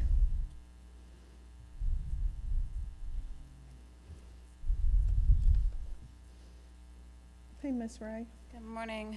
I'm going to try not to chatter. It is freezing in here. Melissa Ray, 108 Barber Lane. Sometimes I come before you and it's very pleasant. Sometimes it's not, and I apologize. This morning's not going to be a very easy conversation. I am coming before you again today regarding my SHIP grant from 2014. I'm once again asking respectfully, requesting your reconsideration. On February 24th, I approached the board during public comment to request to be placed on the agenda for a discussion regarding my SHIP grant. At that time, I also shared concerns about lack and delay of information I had been receiving since the end of December of last year through February of this year. I was assuredly advised to follow up via email, which I did the very next day. I did receive a response from staff. In my email, I requested to be placed on the agenda in accordance with the precedents that was set during an interaction between the county and Grand Pines in 2024. Grand Pines Apartments requested a subordination on a $250,000 SHIP loan. This was the second time a subordination was requested by them. It was approved in 2022, and in March 26, 2024, placed on the consent agenda and unanimously approved. For clarity, that is twice that the county approved a subordination of a $250,000 SHIP grant, while I, a citizen and constituent of Putnam County, was never even given the opportunity to present my request directly to this board. I would also like to mention that the written SHIP subordination policy I was provided states that requests must be submitted through SHIP administration by the lending institution. I apologize that I did not bring a copy of that with me today, but it is in several emails. I followed that process in good faith. My lender submitted a request as required, but was met with contradictory information. Additionally, I personally received conflicting guidance in a March email where I was directed to appear before the AHAC committee despite the written policy indicating that these matters require BOCC approval. This pattern of inconsistent direction creating confusion and ultimately prevented me from accessing the process as it is written. Lastly, I would also like to clarify once again that my situation does not involve refinancing. I did not have a pre-existing mortgage to refinance. The language in my agreement specifically references refinancing, not financing. An equity loan, which I was applying for, does not replace or modify an existing loan, and therefore does not meet the standard definition of refinancing. I was informed that through an email, the county mortgage note form is a one-size-fits-all. So when refinance is stated, in my case, it would mean finance. I'm sorry, but the county's claim that refinance should be interpreted as finance contradicts the plain meaning of those terms, which are not interchangeable under standard contract law. If the county intended a broader restriction, it was their responsibility to clearly define it in the original legally binding written agreement, and any ambiguity, I just lost my place. I'm getting messages like crazy. I apologize. And any ambiguity must be interpreted against the drafter. Reinterpreting the terms after the fact is inconsistent with both the contract language and established legal principles. Based on that, my first request is that the county allow my equity loan to proceed without treating it as a default under my existing SHIP agreement. If that is not something that can be done today, then my second request is to be formally placed on a future BOCC agenda so that I may present my request directly to you as outlined in the policy. At the end of the day, I'm not asking for special treatment. I'm asking for equal treatment and for the opportunity to have my request heard and considered by this board. Thank you for your time. Ms. Ray, you're getting a home equity line, is that correct? That is what you're we saying? are hoping to get, yes, ma'am. Okay, all right. All right, we'll address this whenever we finish with the public comment. Thank you.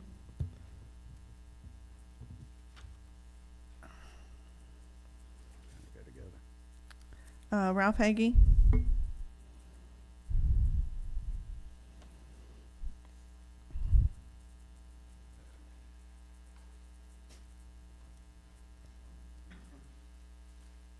Good evening. Good morning. Good I'm morning. Ralph Hagee, 112 Paul Drive, Hollister, Florida. I just got a quick paragraph here to read. It's from Putnam County Standard Housing Code, section 307.4.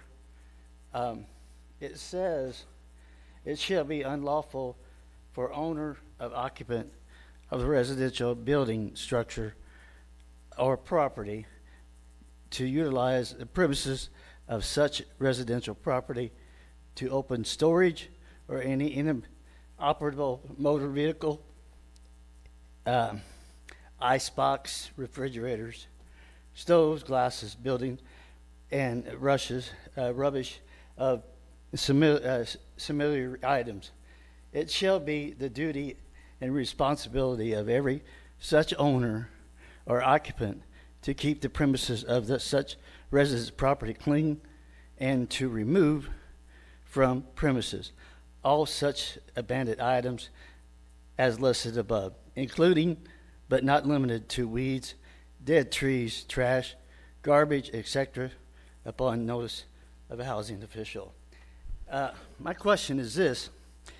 Does that go to the squatters that are, in Interlochen, and there's one behind me where I live in Hollister?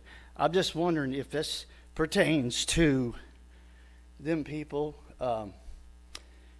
because they have no running water, no septic, nothing. And, with the burn ban on, they burn, to keep warm. And I'm just, I'm kind of worried about that. But I'm just wondering is there a way that can they, if they don't clean up their property, can they, add it on to their taxes or something to where, penalize them within 60 days to get it cleaned or whatever? I'm just throwing out suggestions here. So, who is to enforce that? Who enforces these people to do that? Is the question I got. Is it you all, or is it the sheriff's department, or who actually does it with this code I just read you? Something has to be done about it, because we're getting so many squatters and so much trash in Interlochen especially, and it's nobody's going to want to buy nothing there if they see all that. I'm just saying we got to do something. We just can't let it keep going.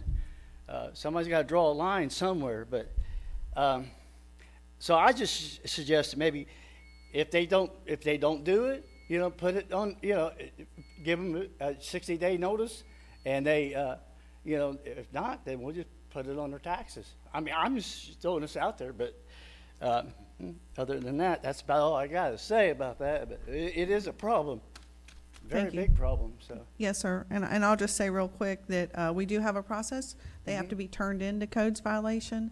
The codes does go out there, and there is the process that they have, and it does end up becoming just what you saw earlier, where there was a codes violation and they had to come Yeah. in front of us, and there was a process. There is a process already in place, but the first thing that has to happen is somebody's got to turn them in. That's the first thing. That's the law. So I've explained that to you before. Right, It's not right. something we get to pick and choose. And then second, then the codes go out there, and there's a process, there's a due diligence period where they get the right to clean it up, but it does affect their property, and it does go against their property values. well, I have talked to the code enforcement guy. I don't know his name. I know his face, but I talked to him and told him about the people that live behind me, and yet they're still there. And You have to nothing's call done. and give like a formal complaint. You have to put it, Oh, you got to write it in or something? you have to call Oh, it in okay. and give your name and Well, maybe- address of the complaint. Maybe that's why I didn't get it done. I'm not sure, sir, but yes, sir, there is a process in But, place. well, anyway, it's a concern, really. I hope you all take that in,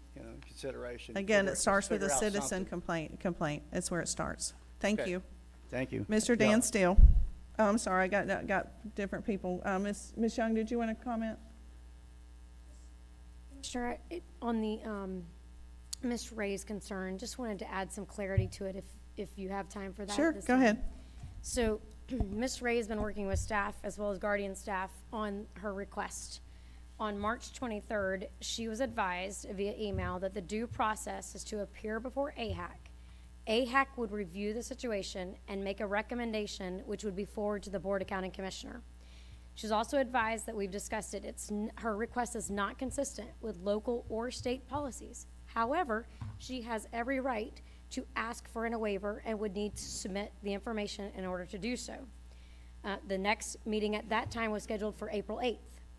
Ms. Ray did submit an agenda item for April 8th, but on a completely separate initiative. She did not ever request to be on the AHAC meeting for the subordination exemption request for that meeting. Her lender reached out this week, and the same information was shared.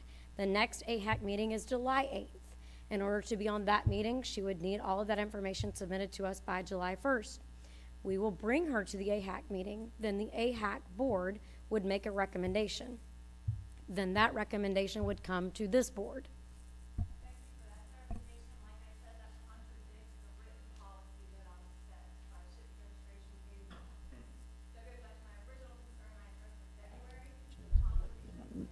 All right.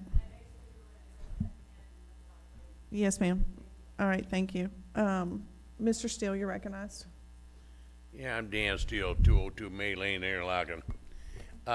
Larry, about 2 months ago, I asked you if you would drive out to our area and take a look at our roads and some of the situation with people living in trailers, tents, and everything like that. Have you been out there yet? Yes, sir.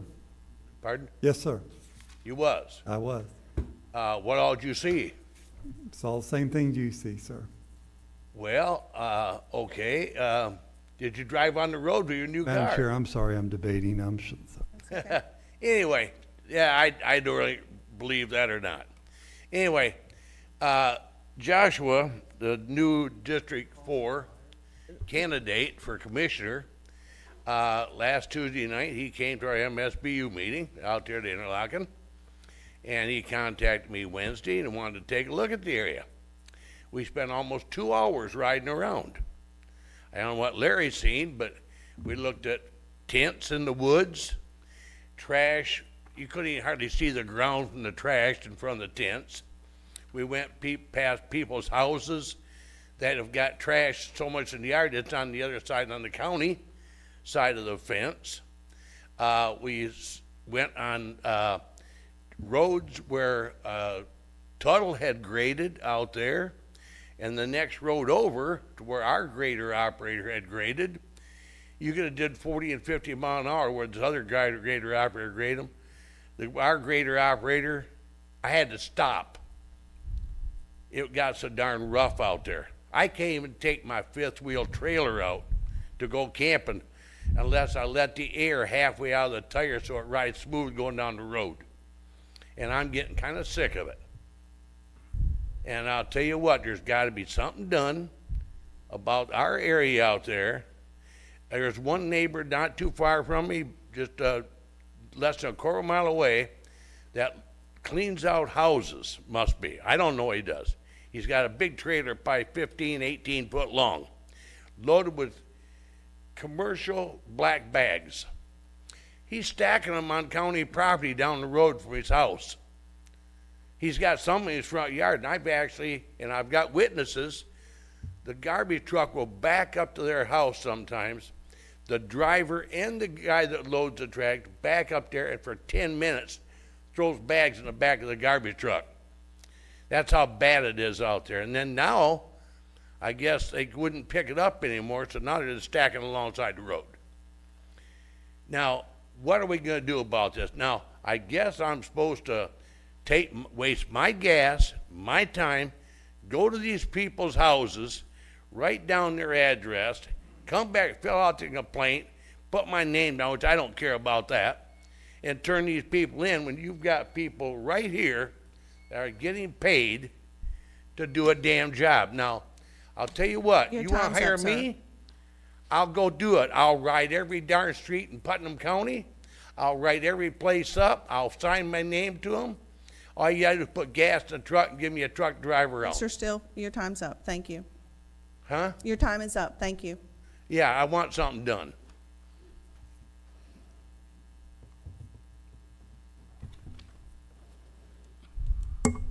Mr. Harvey, you're recognized. All right.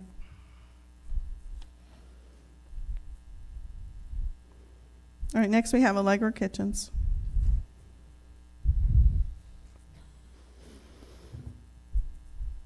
Allegra Kitchens, 1027 South 12th Street, Palatka, Florida. Yes, ma'am. I've come here to speak in support of two things. First of all, Allegra Kitchens, 1027 South 12th Street, Palatka, Florida. I've come to speak in support of two things. First of all, the First Amendment of the United States Constitution, which guarantees our right of freedom of speech. It doesn't say that you can't do hate speech, that you can't do good speech. It's unlimited freedom of speech. Secondly, I stand in support of Commissioner Walton Pelletier, my commissioner that I voted for, as I voted for all of you, but Mr. Pelletier, I voted for him every time he ran, and when he runs again, I will vote for him. While what he said may have been a tad rude to some degree about the Iranian regime, he was not talking about the Iranian people. The Iranian people, like the majority of the Germans under the Nazis in the 30s and the 40s, and like the majority of the Russians under the communists in the 50s, 60s, 70s, and 80s, are good people, but they are ruled by an evil, demonic regime which subjugates them. They are our enemies. The regime of Iran is our enemies. Our enemies say death to America, not our friends and not our brothers. The people of Iran, the citizens and the citizens of the people of Iran in the United States support the United States and support the overthrow of the demonic, tyrannical Iranian government. And I just want to say I support what Mr. Pelletier said. Again, it may have been a slang term. The military uses worse terms than that, and I certainly, people who know me know I would have said something way worse than that. So I just wanted to defend his right to give his opinion of the enemies of the United States. Thank you. All right. Thank you. All right. With that, back to commissioner comments. I'd like to address a couple things. First of all, flock cameras is not something that this board ever voted on. It's not something that came before this board. It is not our decision to make. If you have a problem with flock cameras, then I suggest you take it up with the elected sheriff. It falls completely under him, and you're welcome to have that conversation with him. Regarding data centers, I do want to have another conversation about that. I know that another county had discussed, was it Nassau County that discussed banning those? Could we have some discussion regarding that? Particularly, is that an option, County Attorney? So you're talking about Nassau County is pursuing a moratorium. Moratorium, thank you. On the data center issue. And you know what, being that I represent a number of counties, I do not represent Nassau County, so I'm not gonna give them legal advice. But with Senate Bill 180, I think that's really a dangerous place to be. And the reason why I say that is even though Senate Bill 180 that was passed last year is in the emergency operations sections of the statute, it does say that a county cannot, and it doesn't just say pass, it says a county cannot propose or approve any comprehensive plan amendment that is more restrictive or burdensome than the current plan. Well, the companion to that kind of discussion is that in a moratorium, the whole purpose of a moratorium is you have to be actively pursuing changes to your regulations. So I don't know how you would reconcile those two things and still be in compliance with state law. Now, Senate Bill 180 will sunset October 1st of 2027, so I expect that there will be a number of local governments, counties, and municipalities around the state that are going to make some sort of changes. But as it stands right now, there was a bill that was passed during regular session. The committee substitute for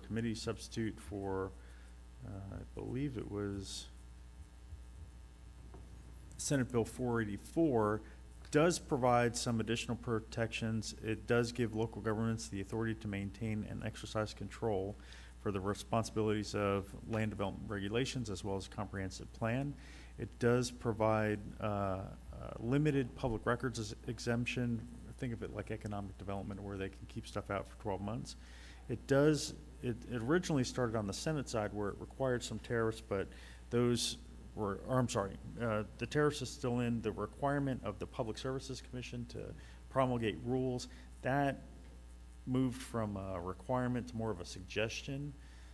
It does require that, I think part of the tariff discussion was that if one is coming into a community, whether it's county or municipality, that those tariffs would have to pay for any sort of infrastructure changes so that if there was a large anticipated electrical draw, it wouldn't be a special assessment to the remainder of the people who are serviced by that provider to have to pay for that infrastructure improvement. There was also some discussion as part of that bill for consumptive water use. There was discussion as to the Department of Environmental Protection as well as with the Water Management District. With them, there's not as strong as I think I would have preferred. There's a requirement to use reclaimed water, but the caveat to that is only if it's available. So there are a number of changes. The governor has not yet signed the bill. However, it did pass both the House and the Senate. I would expect, based on the governor's comments, that it will be signed before too long. And then special session starts today. That's really dealing with the reapportionment or redistricting. But one of the things that is in discussion is the AI bill that had passed the Senate. It did not pass the House. That is really, I think, geared more towards a lot of the discussion is protecting minors, to make people aware when you are speaking to an AI bot. The legislature is going to have a discussion as to whether or not they want the federal government to kind of impose those rules, or whether or not the state of Florida is going to take the lead on providing some regulations. So that's kind of the state of where things are as we speak.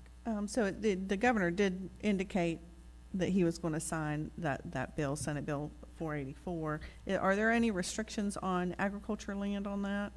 I thought I read something where where he was limiting or maybe prohibiting data centers from going on agriculture zoned land. I thought I read that. That may be true, and there's been so much discussion back and forth. I need to go back and look at that. Okay, all right, no problem. Commissioner Harvey? Thank you, Madam Chair, for bringing this item up. As you know, we've been bombarded on social media. People sit behind there with a keyboard and they're an expert and they don't call us and find out. You know, the conversation's simple. We work for y'all. There's none of us up here that don't think that we work for the citizens of Putnam County. If you have a question, please call us. You know, nobody wants to see these data centers use up the amount of stuff that they're supposed to use up, but I don't have enough information on it to make a decision right now. But truly, from what I've heard, I don't like it. But truly, just give us a call, please. We're readily available. You know, yesterday I responded to 3 emails, and all of them apologized for believing social media. So, again, we work for you. give us a call. We'll be glad to help. And Madam Chair, on another item, I'm glad that we have freedom of speech. I'm glad we have public comments for multiple occasions. I'm glad we have the ability for people to come up here and share their grievance or their problem with us. But it shouldn't be used as a weapon, and I'll just say that. And today I felt like it's kind of a weapon to some things. You know, I'm looking at the MSBU's, and for those in the audience that don't know, that's Municipal Service Benefit Unit. People in West Putnam pay an annual rate to get most of their roads graded. It's not like the county's doing it. The county, we set this up many years ago, Kevin Dersher did when he was a commissioner, and the county pretty much said, okay, good, y'all take it. And if you drive the road in front of my house, we paid $215 a year for 15 years to get that road paved. We paid it, not the county. So there's mechanisms in place, but I'm counting over 18,000 parcels under MSBU control in West Putnam, just in my district alone. And a comment was made about squatters. Well, squatters don't squat on their own land. They squat on somebody else's land. And you know what happens to your land when somebody does that and you live up north or you live in Phoenix, Arizona? You get a letter that says your property's in disarray. You get a letter that you're being fined because of the condition of your property that you didn't even do. You had no idea that it was even being done. And when you go to the most subdivided, undersold lots in Florida, Interlachen Lake Estates is that area. Trust me. When you have 75 by 125 lots, okay, these people from all over the country think they own a piece of Florida. They do, a very, very small piece. But if somebody's squatting on that property, sure, we want to know about it. But the mechanism is to contact the landowner and let them know there's a problem before fines start to occur. And that's always been the big $1 million question, is how do we control that? But again, I support freedom of speech. Come up here and slam me if you want, but I ride by them all the time. And we do turn them in, and we do try to take care of it. But know that the people that are using it are not the ones going to pay the fine. It's the homeowner. It's the landowner that lives out somewhere else. And maybe they should have better control on their property. I can't talk about that. I can only tell you what I do on my property, and I want to keep it clean. So, Madam Chair, if I felt a little frustrated today, I was.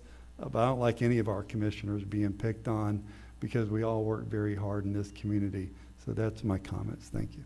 Thank you. And I will say, I remember back in the 80s, Interlachen Lake Estates was sold as $99 down and $99 a month, and a lot of people bought into that. And then they never moved down here, and they still own it, and they've given the property to kids or whatever, and that's certainly an issue out there. And the other issue you have in your district is you have a combination of roads. Not every road in Interlachen Lake Estates is public road. Not every one of them is MSBU. There are many private roads. So when somebody turns a road and they go, well, why is this road good and this one's not? That's part of the concern, is that you've got you've got private roads, you've got MSBU roads, and you have public roads. So it's a challenge in your area, and to be honest, I wouldn't want to be your district. Just saying. Commissioner Newbold, Commissioner Alexander, you're recognized. Well, I'm a lot better looking than he is, but anyhow, I don't know how you guys confused. Mr. Commando, has there been any new legislation proposed regarding the AI data centers, or is any type of zoning changes still going to have to go before the commission? So, as you have the discussion, I think it's kind of helpful to separate AI and to separate data centers. Yeah. The data center legislation was the one that I was talking about before this, committee substitute, Senate Bill 44. The AI bill is going to be one that will be discussed this week during special session. Excuse me, let me rephrase that. Will a proposed data center still come before the county commission to be approved for rezoning? Yes, it would. So there's If no the way governor for this, signs the bill. there's no. Yeah, I think even if the governor doesn't sign the bill, it would still come before you. Okay. But, so there is no way that you see that a data center could be built within the confines of Putnam County without being brought before the commission? That's my opinion, yes. Okay. With that being said, the five of us spent the better part of our last year fighting for the watershed and the water resources of this county. I very seriously doubt that anything that would be detrimental to our watershed would appeal to the board of Putnam County. Well, I think that what happens on social media is people see it and they run with it. And in this case, there was an advertisement for a piece of property. And then I think Mr. Brown said it earlier, you know, you can sell your property however you want to sell your property. If you want to advertise it as X and Y and B, it can be all those things, but that doesn't mean it really is. And so buyer beware. Just like you said, you got to do your own due diligence. And just because somebody's marketing a piece of property for a certain thing doesn't mean that it would get approved. I am appreciative of the process of Senate Bill 484 and the fact that it will come back to the county. Yes, did I say it wrong? No, I Oh. just was going to follow up on your question. Okay. So the bill you were talking about with agricultural land was House Bill 1007. Okay. That bill was more restrictive. However, during legislative session, it was laid on the table in favor of them pursuing this Senate Bill 484. So it didn't come along with that 484? That did not make it through to the final Okay. bill. All right. Well, what's happened in the past, just so the public knows, is not everything gets to come in front of the county commissioner for approval. For example, solar farms. We didn't get to vote on solar farms. We didn't get to vote on the battery plant. We didn't get to vote on the schools. The state does that. The state decides. I mean, yes, we have an agreement with them, an interlocal agreement, but the state's the permitting entity, not the county. So there's a lot of things that people think that we have the power to do, and sometimes the state strips us of that. Another one, which was brought up today, is the codes enforcement. Codes enforcement, somebody has to report the problem. That's a state law. We have literally had a legislature who voted on that law call and ask us to turn somebody in, and our response was, if you care that much about it, you turn them in. You turn them in, because it's not, that's the way the law says. The law says that the codes enforcement has to have somebody turn it in, and they have to give their name and address. So I find it ironic that the two people that come in every month and complain about the same issue immediately get up and leave, and they don't listen and don't let us address them. Because if they sat here and let us address them, then they would know that we're doing everything we can. We've got a whole codes enforcement group. They go out and they're doing the best they can, but again, somebody's got to turn them in. So that was the follow-up to my comment earlier. Okay, go ahead. That was a follow-up. Go ahead. No, I have a follow-up to that. I wanted to add, I don't know if most of you saw during the recess that Officer Z, as we refer to her, came up and let me know that she has been training an additional 2, maybe 3 codes enforcement officers. And are we fully staffed now? So we should see a decline in our backlog. She's gotten those folks trained. She said it's been killing her to be off the street and not doing her job, but she wanted to make sure they dotted their I's and crossed their T's. So when they brought a case before us, it was ready to go. I applaud her for doing that, but I look forward to seeing some of these cases being resolved. All right, and then one other thing that was brought up was Ms. Ray. I took some good notes. And Ms. Ray, I want to apologize that I was not at the meeting. I was not feeling well. I was not at the meeting. But as far as subordination, when she mentions Grand Pines, I believe there's a huge difference. So could you help me understand that difference? Well, I think the confusion is the circumstances. So the policy outlines circumstances, and her circumstance doesn't fall within the guidelines of the policy. So what Ms. Ray needs to request would be essentially exempting her individual situation from the policy. Again, that is a request that would be heard by AHAC, and then a recommendation from AHAC as to whether or not they approve exempting that policy to the Board of County Commissioners would then be remitted from that board to this board. So that is why the circumstances are different. So whenever the policy states certain exemptions, And those exemptions are like in an emergency situation, that kind of thing. I don't have those in front of me. I don't have it in front of me, or qualified hardship. Some kind of a There are some hardship. qualified hardships that the policy, remember, we're dealing with both a local policy and a state policy. So both make some provisions. And so that's where the circumstances matter. And so that is why the due process of this request has to follow the alternative, because we're literally asking to make an exemption from the policy. Okay, and so what she has stated in her previous conversation was that she was asking for the subordination because of a loan that she's getting to create a nonprofit.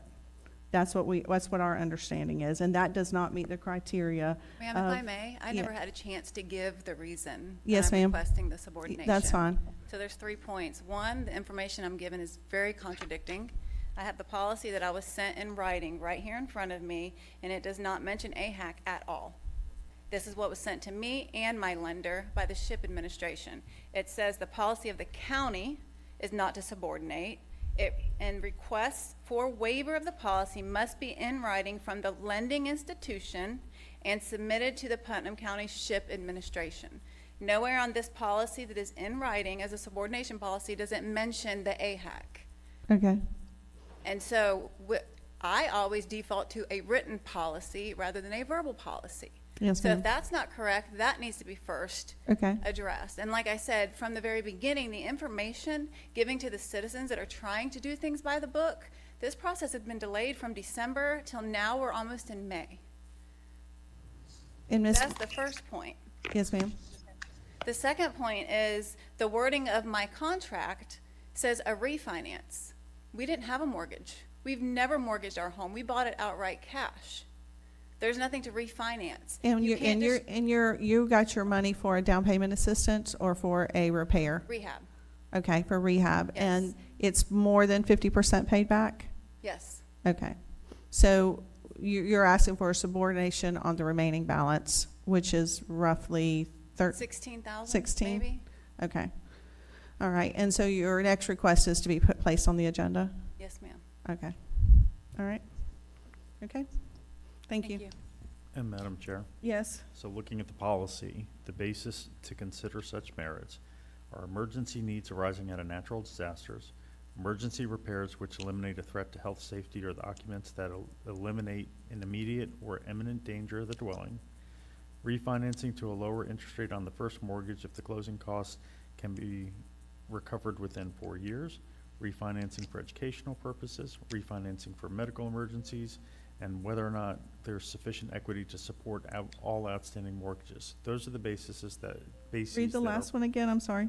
if there's sufficient equity to support all outstanding mortgages. So those are the criteria that are considered by the board, and the AHAC is a delegated authority extension by the board, which is created under statute, doesn't have to actually be part of our LHAP or policy. So those are the things, and Ms. Ray did include in her request, there's an email request where she was asking to support the nonprofit, so that you're correct, that's where that kind of concept came from. It didn't have to actually be presented here before the commission. So based on at least the information that the county has, this doesn't meet your own criteria, so that creates kind of problems for other people. And understanding that, the good news is that there's not a mortgage on the property. So there's nothing that would prohibit Ms. Ray or any other applicant from refinancing to take additional money out as part of the refinance to then just pay off that outstanding debt. And that's kind of the idea. I got you. Okay. All right. All right. I think we're done with public comments. Moving on to, in our agenda, to Commissioner committee updates. Is there anybody that has a committee update, starting with Commissioner Newbold? Nothing really committee-wise. I'm working on a project for animal code enforcement that is moving forward. We'll see some activity in that space in the near future. Other than that, I don't have anything to report. All right. Do you want to go ahead and give any commissioner comments? That way you don't have to stay on the phone if you don't want to. No, I will defer. I appreciate the opportunity. I will do that when I'm in person, and thank you. All right. Thank you. Commissioner Alexander, if you want to give committee updates along with just go ahead and give committee updates. Okay, I have none for the committee updates. I do have some comments later down the road. All right, Commissioner Harvey, you're recognized. I have none. Commissioner Palacio. I recently resigned from the CRA board. Okay. Busy schedule, just more than I can fit in their meeting times didn't work with some of my scheduling. But would not mind picking up anything else that might be available that you need some help with. So Okay. kind of get with me and let me know what those might be. All right, sounds good. Appointments, is there, and I have no committee updates at this time either. Appointments, Commissioner Alexander? I have a couple I'm working on. I will update hopefully by the next meeting. Commissioner Newbold, do you have any appointments? I have none. All right, Commissioner Harvey? I have none, Madam Chair. Commissioner Pelletier? I have none. All right, moving into comments, Clerk of Court. Good morning, Commissioners. Just as an update, our Customer Service Center building has been completed and we're ready to move in. So we'll be doing a ribbon cutting coming up on May 8th, and I'll ensure that all of you get an invite, County Administration gets an invite, and we're looking forward to having y'all down there. So. All right, very good. That's exciting. County Attorney. Nothing additional, Madam Chair. Thank you. Thank you for your comments today. I know we asked you a lot of questions and made you earn your keep today. County Administrator. Thank you, Madam Chair. Just a few things. First of all, if we could ask Deputy Administrator Grimes if he could give us an update on where we are with the fires that we have, and then we'll follow up with the conversation about extending the local state of emergency. Yes, sir.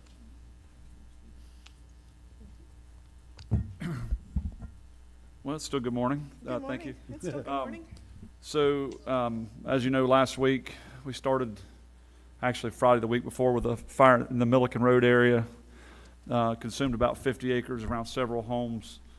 We were able to quickly extinguish that with our partners from the Florida Forest Service. That one we brought down, we were pretty much wrapped with it, up with it about Saturday. And then Sunday came along, and I thought one of our former pastors hit it on the head when he says he'd like to start a new week there because it gave him fresh feeling. I said, well, there's nobody that wanted a fresh start on Sunday this week than your fire rescue folks, because they did a lot of work over a 1 week period that pretty much wrapped up that railroad complex fire on Sunday afternoon. So we spent a week on just that fire alone. Many of you know and have seen it consumed roughly about 4,800 acres. Our fire was originally caught somewhere in that neighborhood of about 500 acres on that Sunday afternoon. But as many of you may know, that when the train started the fires along the tracks, it had started some up in the Clay County area as well, and those fires did come down and reach our county. The fires were directed to come together as a plan by forestry, so they did some burnout operations to bring those two fires together. Just so everybody knows, inside of that a lot of people didn't know, Chief Back actually gave me the information yesterday. Inside that area of operation, there was about 380 homes that were saved, not even burnt, damaged, heat, smoke, or anything else, and around 80 businesses that were not damaged along that fire. So our fire rescue folks, with our amazing partners, did great work to keep everybody's property safe. So all in all, that fire went well. We did not sustain any injuries to any of our folks. But we do want you to keep in mind of the two people that have lost their lives during these wildfires that were post-secondary to the fire itself, both of them medical conditions. Because it's not only stressful in the situation, it is often difficult to unwind off of those type of incidents. So we did have lost one 25-year veteran from the Florida Forest Service that serves most of the time in Clay County. And we did lose a volunteer firefighter in the Nassau County area that was fighting, I think it was maybe the Brantley County fires. So all in all, the local fire rescue folks and our local forestry folks are off of the railroad complex fire. That's still being monitored by a task force that's been brought in by the state of Florida. Forestry that's monitoring that every day, so we're still there. You'll see things probably over the next few weeks where we'll probably see an active reburn because what'll end up happening is the pine needles and stuff and the trees will fall, and you'll see some additional fire type activity, but we're ready to handle that as it comes. So that whole area is being monitored. Late last week, I can't even tell you what day it was when the Mondeck started back off. That fire had been burning for about 3 weeks. It was a lightning strike, if you guys remember that storm that passed by shortly after the fair. That had been monitored by the landowner out there. It was driven by the winds we had middle of the week last week. That fire went from probably about 150 acres. It's up to about 400. It's still contained. It's still being monitored by the Florida Department of Forestry. And then we also have a fire at Pace Court. I've often said that one needs a social security number. We've had it since the 31st of January. That it's a muck fire that's been burning, and everybody knows it's hit the news. It's had delays from your schools, traffic delays. Now what we're seeing there is really creating a dangerous situation for our firefighters. Is you're starting to see trees fall because a lot of people don't realize when that muck burns, it's burnt about 3 foot of that leveled off, which exposes a lot of the roots to the pine trees, and they're starting to fall over with the winds. So we've really had to be cognizant of our folks that we're sending in there to do mop up. And that one currently, the Florida State Division of Forestry brought in a strike team, which so everybody kind of understands what that means. Is it 6 like-kind fire rescue type apparatus that they brought in. They're from West Palm Beach, Broward, Estero, and maybe a few more that have come up here. They were a state request. They were staged at Cecil Field. Our forest area supervisor, Jason Fauché, was able to secure them for here.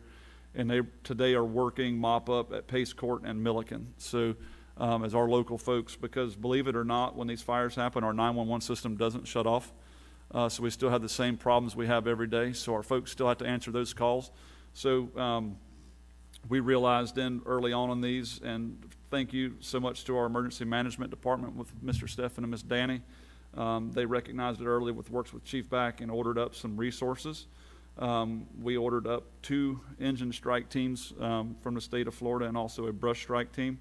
We were able to secure the the 2 engine strike teams, structural strike teams, from some of our local partners out of St. John's, Flagler, City of Palm Coast, and Marion County sent up units to help with structural protection. Also, we ended up getting a task force that was requested out of Central Florida, Osceola, Orange, Palm Bay, and all have sent units up. And they actually were at our EOC for a better part of a week that helped us run structural protection. We actually ended up letting that unit actually respond up into Clay County to assist them because as we had gotten our fire away from our residents and our businesses, we were able to let that unit assist Clay County and let some of their folks take a break, because it was really hard because we were not the only agency or the only county that is in a wildfire predicament, right? That when we requested these, the whole entire state was pretty much was underneath a red flag warning with huge winds and low humidities. So as you ask for these resources out of other counties, they're a little more cautious because they may have something at their home field, right? So we're very, very thankful for the ones that were able to be sent. They did a lot of work for us. They were great to have here. They came up here, they just wanted to work, right? So, I mean, they were very, very good. Very thankful to have them. But right now, today, I'm going to tell you that for those fires are in good shape and in good hands. I do still worry about our ongoing fire conditions. I think we're still in for a long haul. That little bit of rain that some people have been fortunate enough to get over the last few days has not taken us out of any type of drought situation. Matter of fact, we've got today for the board chair to continue our burn ban. It's important.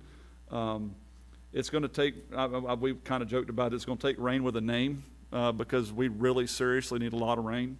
I was able to speak to the landowner on the Mondex fire and said he usually walks through chest deep water to get where that actual fire is, and I promise you he walked it 2.5 miles and never got his feet wet. So it's going to take a lot of rain to overcome that. It's not going to be a 1/4-inch shower in the afternoon or even a 1-inch shower in the afternoon as we move forward. But that's kind of where we are state today. Our fire rescue folks, like I said, did an amazing job. How in the world the old castle mulch plant is still there is beyond my recollection. Was thankful for the good Lord and some answered prayers as we were praying in the truck. But it's still there. We didn't lose it. if anybody knows that mulch is very, very easy to catch on fire, and along with old dead cypress trees. And we didn't lose any of that. We had several fires in the piles that we were able to capture. But I'll tell you, you know, we have an amazing team here. People don't realize that we all shift roles and gears and things that we don't normally do, right? So we had made sure our business community stepped up like you wouldn't believe. Our citizens stepped up like you wouldn't believe for donations. I think the county ended up feeding firefighters one day. The business community did it the rest. And I mean, you're not talking about buying 10 meals. You're talking about buying 120 to 150 meals twice a day. The American Red Cross did great. I mean, they put it together every afternoon, but it was our local businesses that cooked and gave those meals to the Red Cross.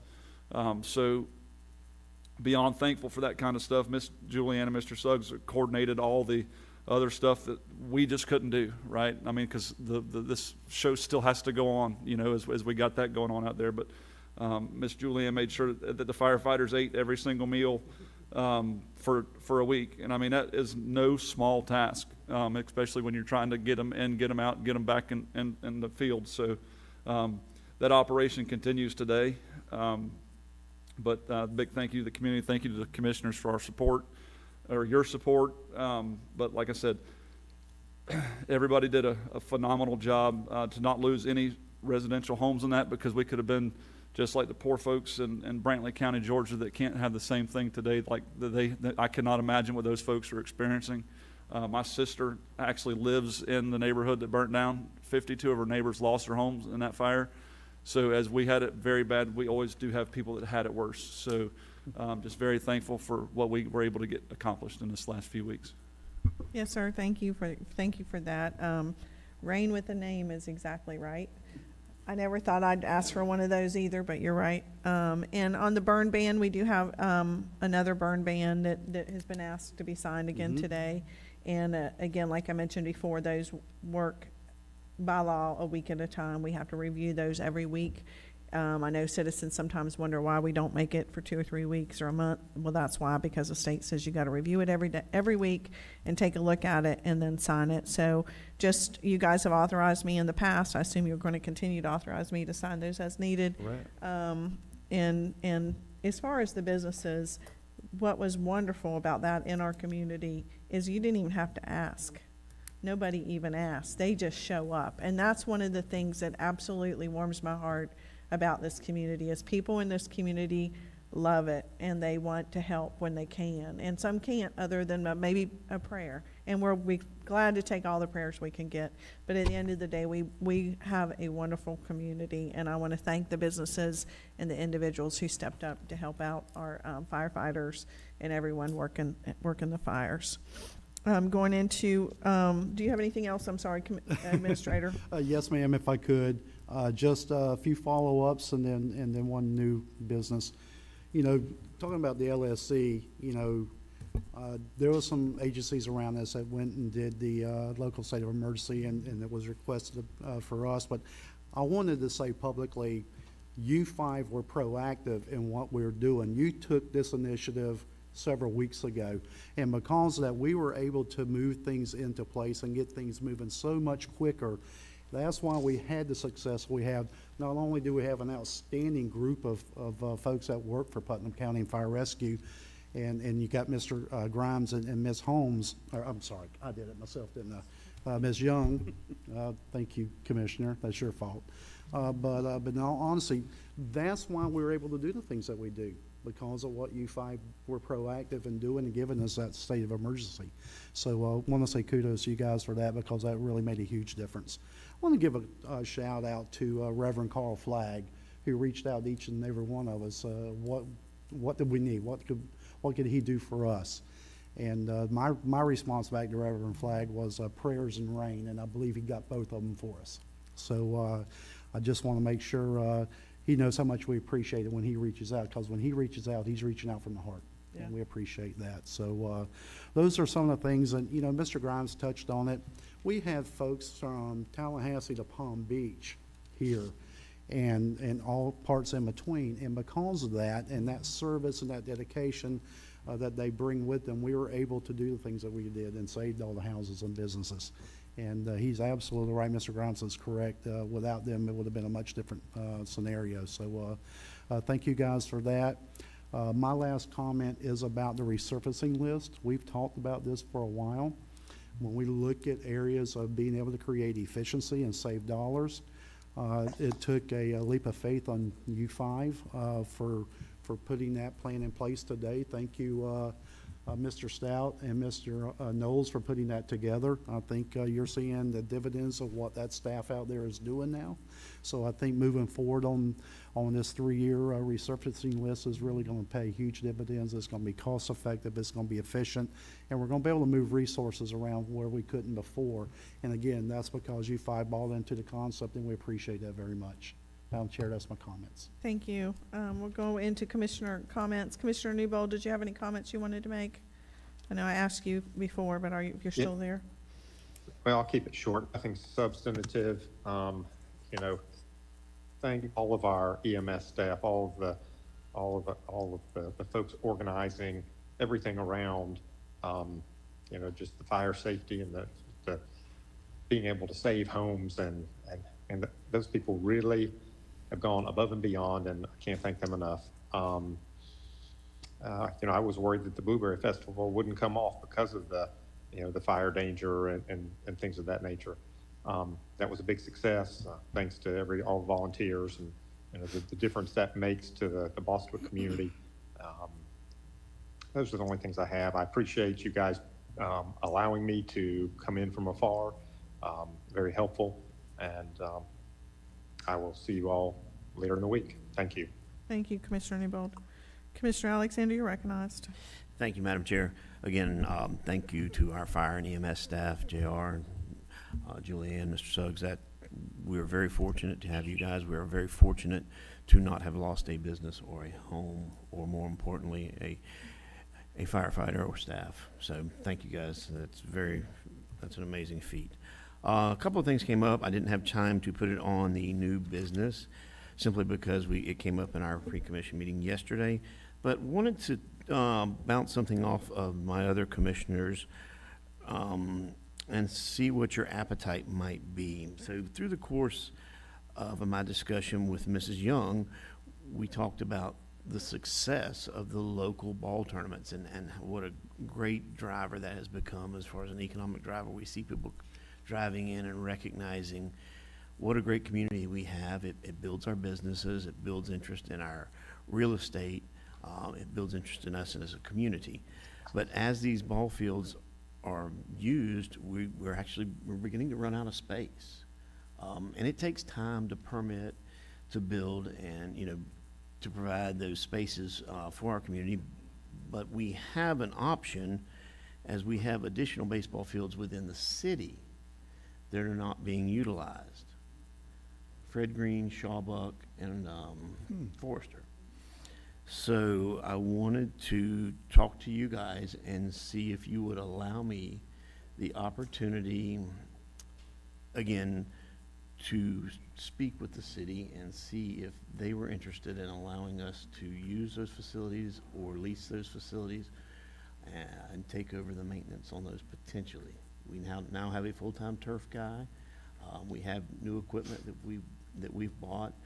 Obviously, I'll have to talk to staff, but I wanted you to see if you guys would give me the blessing to pursue that avenue and bring back a formal presentation, if it's feasible, what it might cost, and then we could, at that point, decide whether if it's something we want to move forward with. Most definitely. I would be interested in seeing, I thought Fred Green was being used. They are to a degree, but I want to have a more management, more control over all of the facilities so that we can provide the oversight when scheduling tournaments and such. I don't have a problem with you having conversation, and I appreciate you bringing it up for discussion. I just want to make it clear that everything would have to come back to the board. 100%, and that was my last comment. That we don't make any perceived promises, because sometimes people think that when a commissioner says something, it's like golden, and therefore Or if it's they- on Facebook, or it's if it's true. on Facebook, it's true. So I just want to make sure that when you're having conversations, that Beat that that the horse today, conversation. Absolutely, and that's why I brought it before the board. So That- we that- have accountability, we have transparency. Yes. And I wanted the authorization from my fellow board members. Yeah, I to mean, pursue that avenue to yeah. provide us the resources should these. Just our see what their sports- needs are and that kind of thing. I'm good with that. I just, again, I want to caution, because people perceive things that just sometimes aren't true. And so having a conversation with the city and saying, what are you doing? What's your, because I think I heard on one of the county, on one of the city meetings, they had some plans for Fred Green. That's why I mentioned that one particularly. But just see what they, Eddie Cutright runs their recreational Eddie department. does, and, See what they have planned for, what they have funding for, and bring whatever, I don't have a problem with that. I just would like to make sure that they understand that everything's coming back to the board. Absolutely, and that was why I prefaced it would come Yes, sir. back before the board for a Yep. vote. So what I would like is a wave of approval from you guys.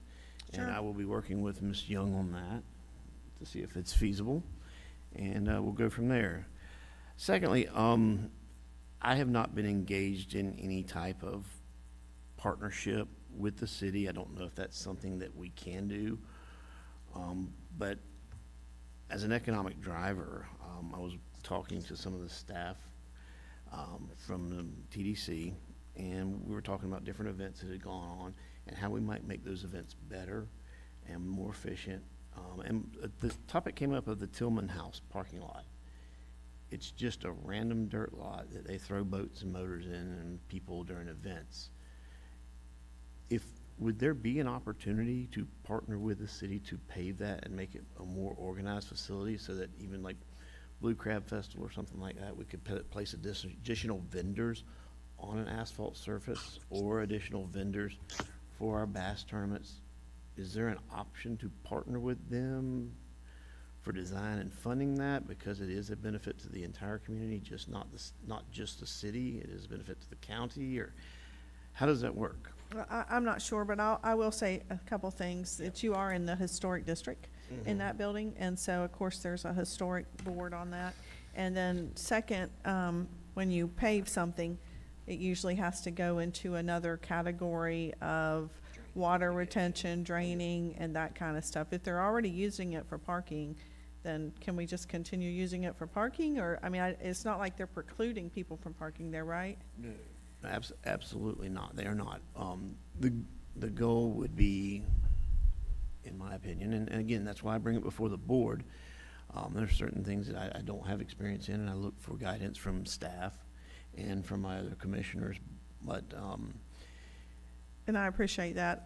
The appearance would be better for our community downtown, and it would also provide a better space for vendors during events as well as parking and organization.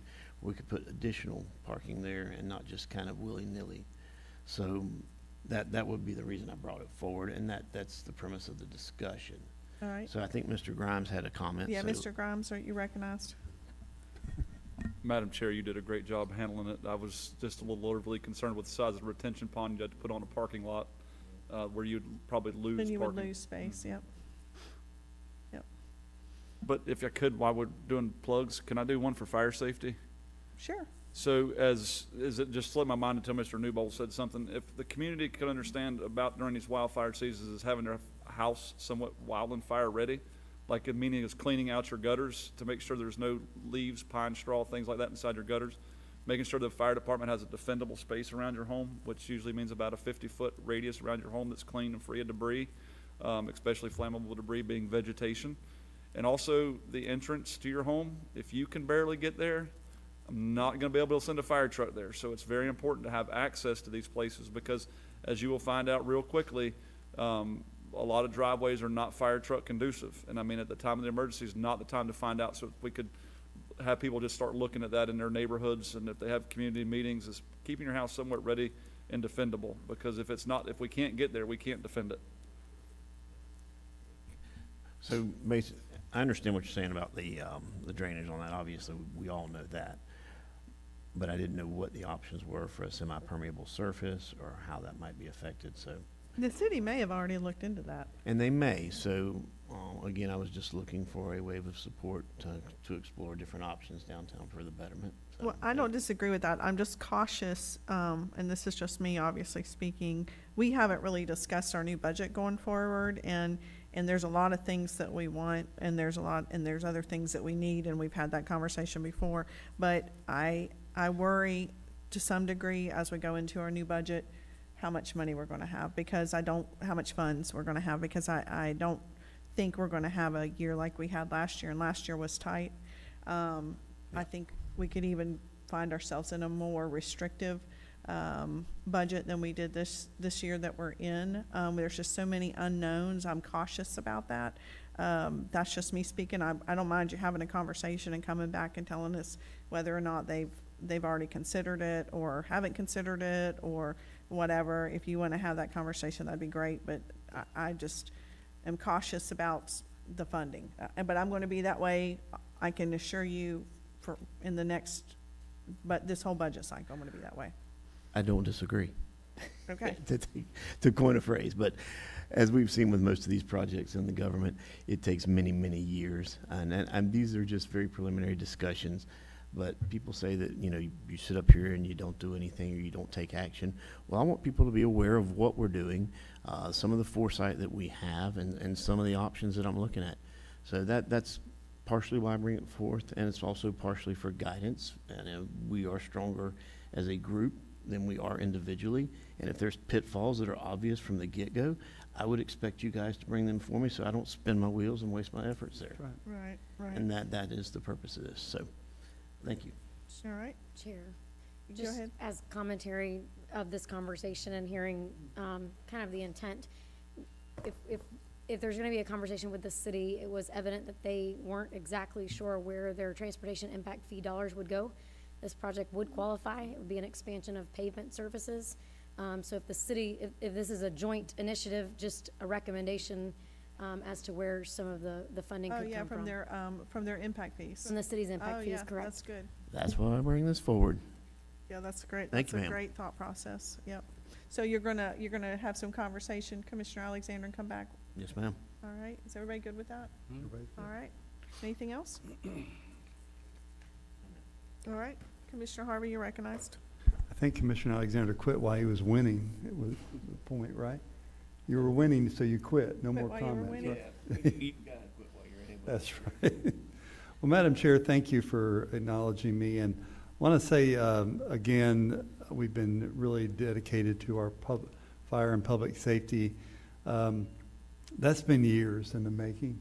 And how much investment have we put into that to make a better fire and public safety around Putnam County?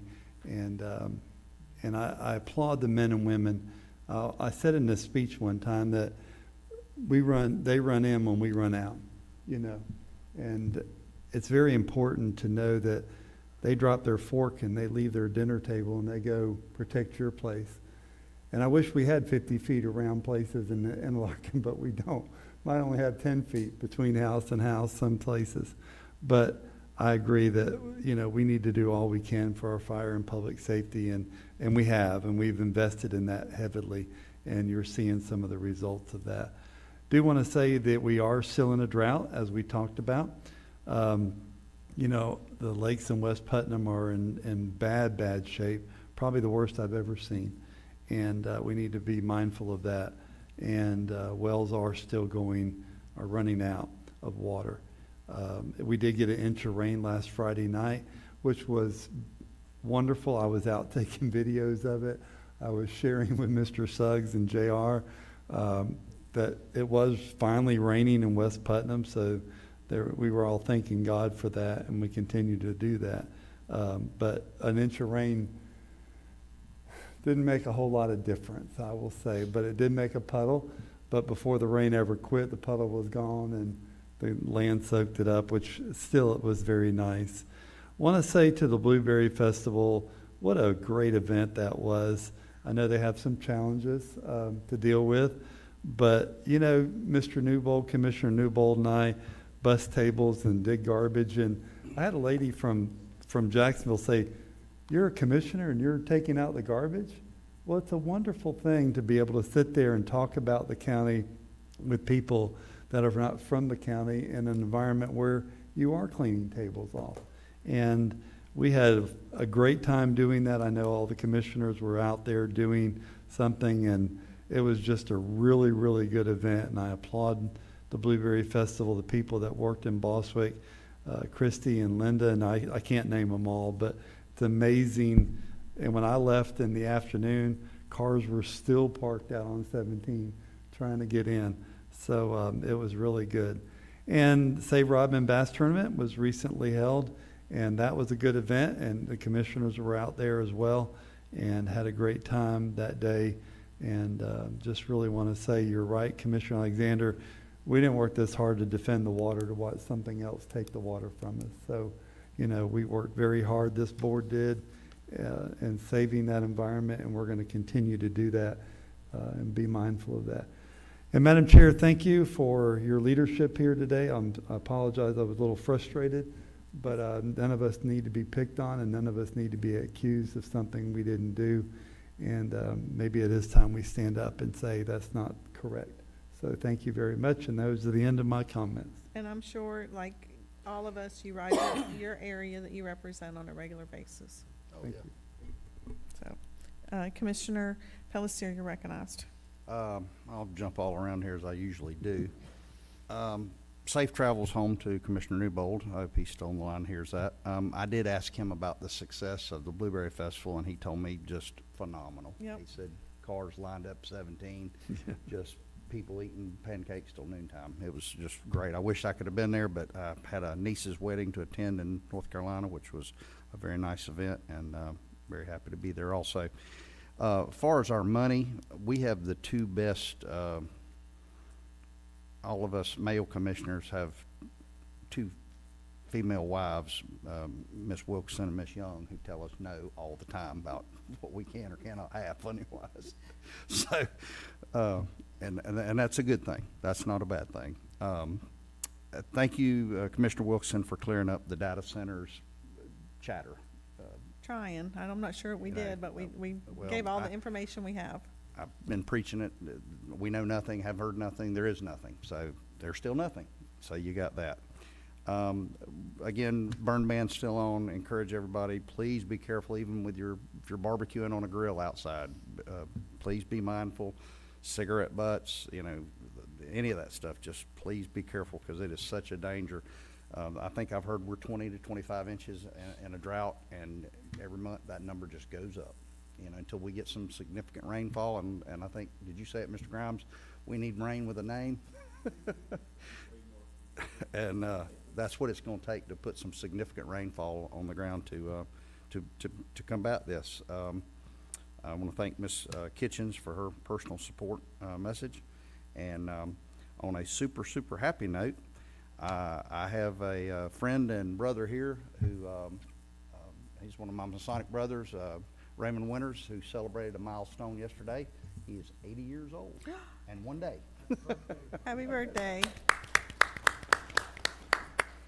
So he said that wasn't, no, Commissioner Harvey said that wasn't a milestone. I said, wait till you're 80, tell me it's not a milestone.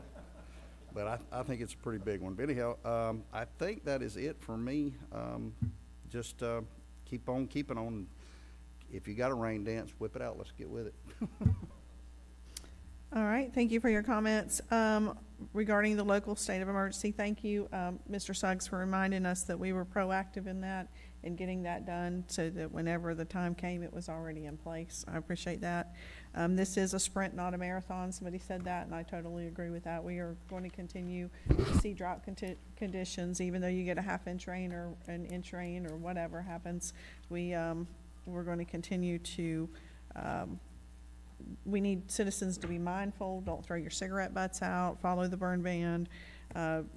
Clear up around your house as much as you can, like County Administrator, Deputy Administrator Grimes said.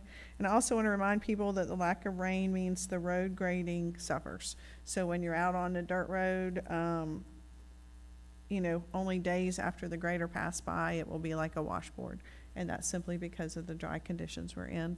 And they can't get out there fast enough, I know, for some people, but that's the nature of our environment, and we're doing everything we can. Our Public Works is doing everything they can to keep up with the roads, but because of the dry conditions, it definitely makes a difference. We did have several things going on this weekend. The Blueberry Festival was quite successful. I heard, which, again, might not be true, but 1,200 pancake meals served that morning. That's the number I heard. I know 600 pies went out the door before 10 o'clock. And so Blueberry Festival was a big success for that community and for the overall community, because what that community does with the funds they receive is they give it back. They improved the community center last year. They participated and helped with the cover over the playground. They participated in that, and then they also give out to the nonprofits that are making a difference in the community. So they are very community mindful, and that money doesn't stay in a pot. It goes back out in the community. We also had the Veterans Freedom Fest over at the fairgrounds Saturday, and I appreciate the people that put that on. It was well attended. I got to stop by there for a little bit, and it was big barbecue, and everybody who was there was having a good time. Lots of free stuff for the veterans, and then they also had some kids stuff, so it was a great. And then a couple bass tournaments happened this weekend, and like we always say, if you can't find something to do on the weekend, you're not looking. Because if you just go to the Chamber's website, or you go to visit Palatka, visit Putnam, all the different websites are sharing all the different things that are going on every weekend, and it's great to have a lot of options available. And finally, I'll end with thank you again to our firefighters and the crews that were out there. We appreciate the relationships that we have built that pay dividends whenever we need them. And they come back in our community in the way of state and federal resources. We had a lot of heavy hitters coming in. We had Wilton Simpson come in. We had the Lieutenant Governor come in. We had the Director of the EOC for the state come in.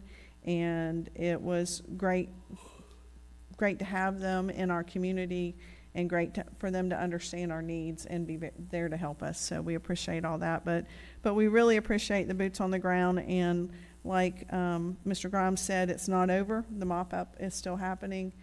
There are some dangers with that as well. It's not that we're in the gravy yet. We're not in the gravy. We're still working we're still working it, and got a lot of work to do. And like he said on the Pace Fire, that fire's been continuing since the end of January, and that's some of the stuff that you'll expect is the smoke conditions. So if you're asthmatic or you have allergies, please stay inside and do your best to protect yourself, and just be mindful of the conditions that we're in right now. And with that, is there anything else to come from the board? All right, this meeting is adjourned. Thank you.